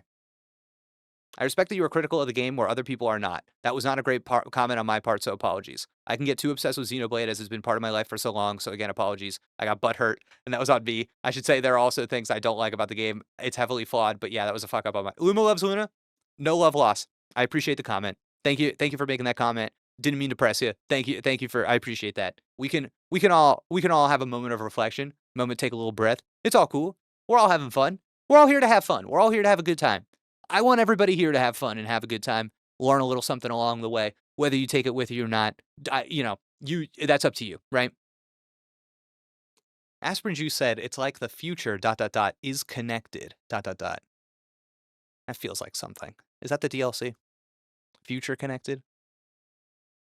That's something. I've seen that. Oh no, that was the first game, the Future Redeemed or something. Never mind. Wait, it's the DLC for 1. Wait, then what is Future Redeemed? Future Redeemed is the 3 DLC. Jesus Christ. Why do they we love the future, I guess, man. Okay. Oh god. All right. Cuz they're psychos or in the future? Guys, there's just a lot of terms. There's a lot of terms and there's a lot of characters. Can I tell you one of like the few things I know about Xenoblade Chronicles 3 is that like it all comes together, you know what I mean? And I'm like worried about that cuz Xenoblade Chronicles 2 has too many goddamn characters. I'm like I need like 1.5 of you to come back. You know what I mean? I need just Mithra and Gramps. And that's it. And I'm like, that's good, dog. Don't worry about it. All right, he says, they say, don't worry about it. All right, let's get the rest of the scene. Indeed. Fools indeed. Oh, this fucker. Whoa, look at him. He's all gross. The time has come. Oh, no, that's it? Oh. Let me tell you about a special 3-person attack, which only Rex can use. If you've got Pyra and Nia engaged, wink wink, to Rex at the same time, max out his affinity with them both, and then use a level 4 special. It'll come out as a coordinated 3-person attack that you could simply never get with other blades. Its destructive power is also a cut above regular special. So if you've got Pyra and Nia engaged, be sure to use it to its fullest. Okay. Alright, good. Chat. I could not imagine a better time to wrap it up for the day. And then tomorrow, I think we finish the final chapter. I think we finished the final chapter. You know what's interesting about this is that I do think that on some level, because this game is so interested in okay. So first off, top level, unhappy. Top level unhappy. Obviously, don't need to say anymore. Top level unhappy because we're simply disguising an expedition dump as drama, and I don't like that. Second level, we can move past that. It's just lore delivery. Second level, Klaus is but this is actually such a great example of something I said in the Xenoblade Chronicle 1 streams, where it's like, why do you do this from a craft point of view?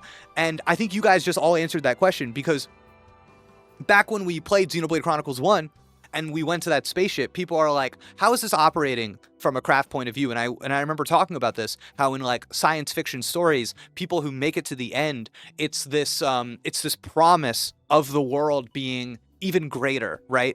It's this rhetorical contract that you make with the reader that is encouraging this very like fantasy sci-fi mode of reading, where it's like the world is even bigger than everything you can imagine, right? Which I think is important to that kind of reader. And it is like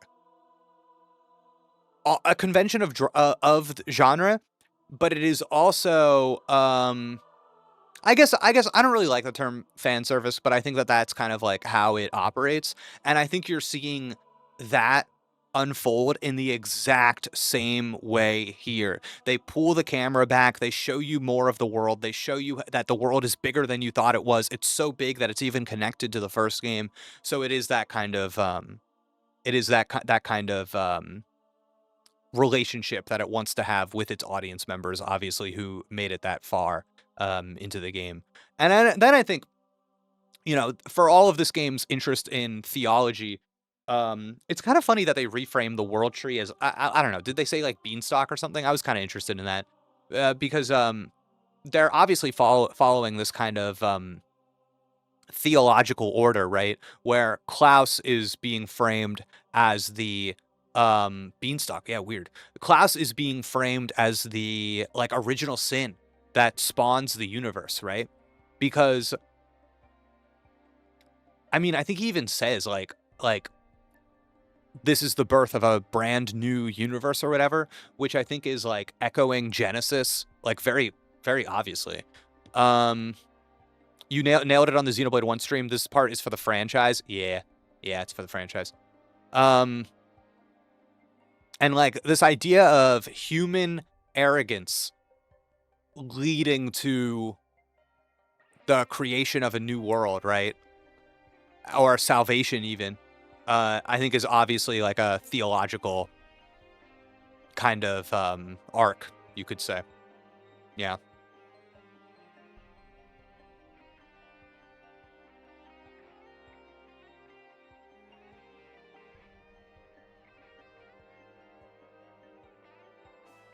I wonder if he did it. Because, okay, so as I explained that, now, like, Klaus thought that he was creating a new universe, right? That's what he thought he was doing. I wonder if he actually did it. Because I'm just kind of trusting that that's what happened, that he created a new universe. But I guess I don't know that for sure. What happened to the old universe? If he didn't, then what did he do? I guess if you're working in sci-fi, you could, like, split, like, I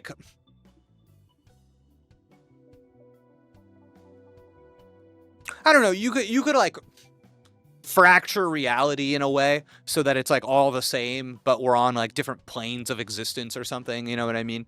So, there could be, like, a problem at the core of all of this. You know? Because I think the creation of a new universe would imply that things are, like, cool and they're, like, copacetic. But, I don't know. I'm thinking, like...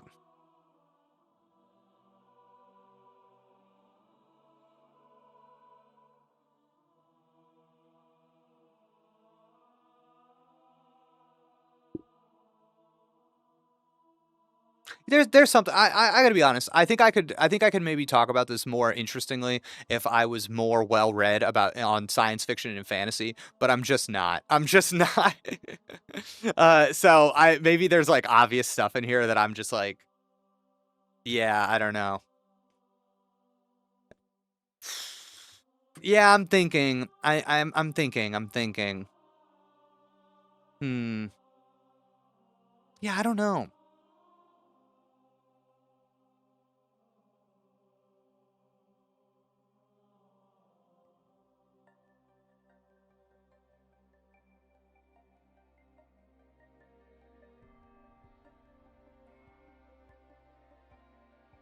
If that's a recurring thing in the franchise, how does this connect to the Xenoblade games being about love? This is specifically about hubris, no? Oh, okay. So, classic lesson for you. So, what they're talking about and kind of the actions being performed, that's I think top level. You've got to think about the thematic meaning, right? Because on the surface, is the scene literally about hubris? Of course. Klaus is saying that I can be a god. I have classic science fiction arrogance, right?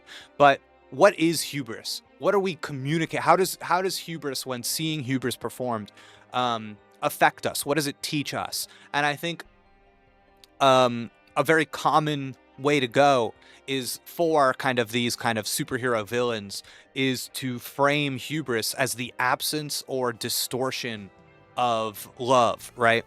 So when Klaus is talking about we're fools, all of the humans, we're fools, we've destroyed the planet, that statement matters because it's not just, where's the hubris in that, right? It shows that Klaus has fundamentally like given up on humanity, right? So he no longer believes that people are caring for each other, that people are caring for the world.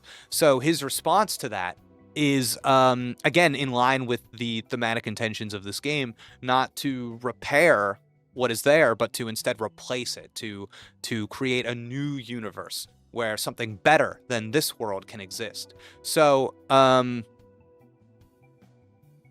it's like,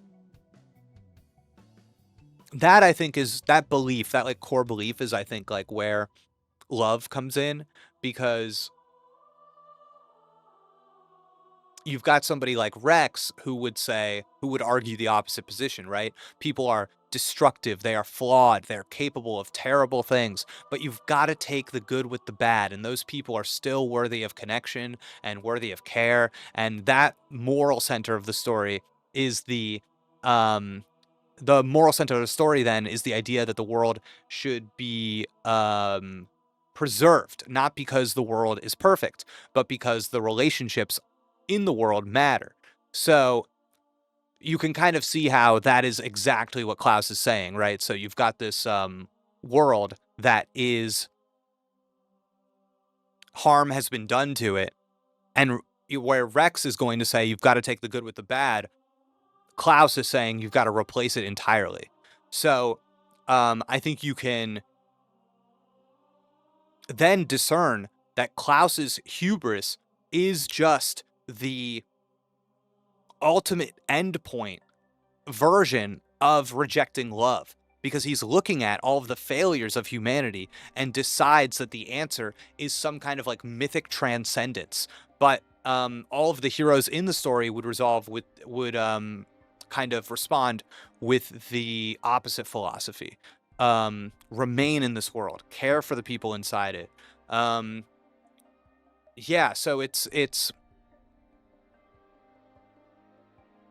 you know, you've got a character who thinks he's giving birth, but he is actually completely abandoning the possibility that humanity can be saved alongside each other, right?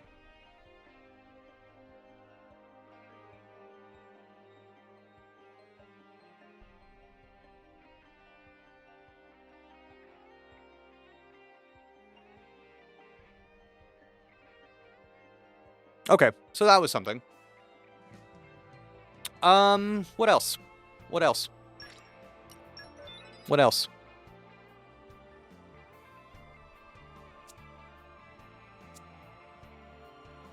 That's it. That's it. All right. Just curious if you have any thoughts about what could be an effective opening scene to the final chapter, Jake.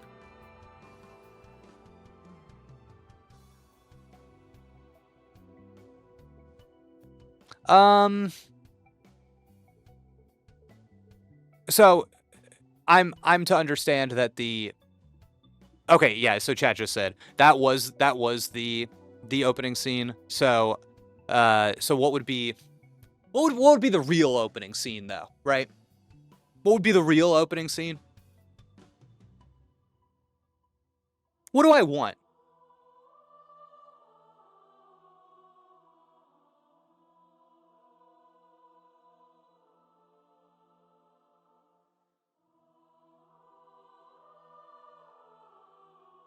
Can we do a final series of predictions before the next stream? That's a good idea. We'll do that.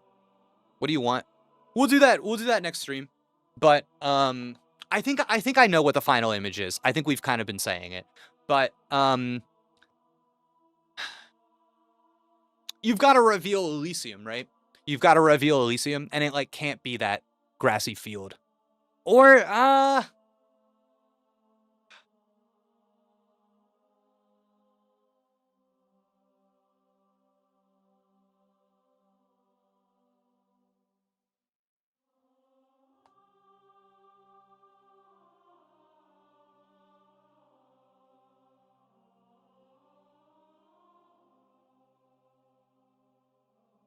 we'll do it next stream. I'm just torn. I'm torn. I can't decide if you get to Elysium and you look out at the vista and it's like, oh my God. Like, this is so stupid, but a part of me wants to be like, you're in space. You're in space now. But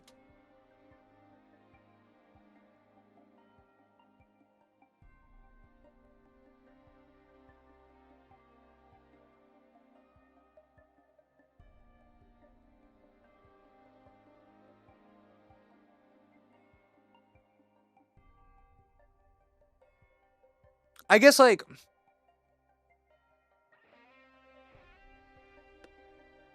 I think okay. We go up the elevator to the final floor. We arrive at Elysium. It opens up. We are fully in space. I think that is maybe the most interested I would be in an opening. The second most interested I would be is that it's just there. It is exactly what we've been seeing the whole game. The big tree, the rolling hill, the whole thing. It's just there. That's the second most interested I am. The third most interested I am. The least interested. It's like nothing. Like nothing's there. It just sucks. Like they get there and they go, oh, Elysium it's nothing. It's dead. It's dead. It's dead. All of the trees are dead. The grass is like in Pocopia before I water it. You know what I mean? It's like, I think that's maybe the most boring.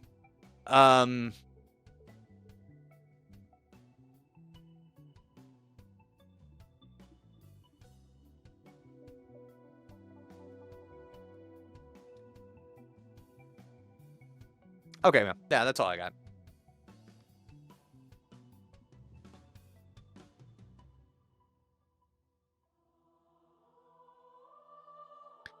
As someone who really didn't like the ending of Xenoblade Chronicles 1, watching that scene that played just now made me dislike it a lot less. The stuff you were detailing just now with the birth of a new universe is why in particular. It's not crazy good writing, but I think there's something to be said about how well it manages to recontextualize things for a lot of people. Cool. I'm glad. What are the dirt squares? Exactly. Is Pocopia good? Pocopia is a 10. I don't know what to tell you. I think Pocopia is the best game Switch 2 exclusive right now. So, Pocopia is another fractured universe, actually, in this game. Okay. All right. Enough waffling, everyone. Good stream. I'll see you next time. Better than tennis? I think it's taken the number 1 spot. Two completely different games, though. Tennis, competitive multiplayer game. Pocopia, slow single-player game. That has great multiplayer features. Everybody, have a good rest of your evening. We'll see you soon. We'll finish up this game, baby. All right. Bye, everybody. Thank you for the stream.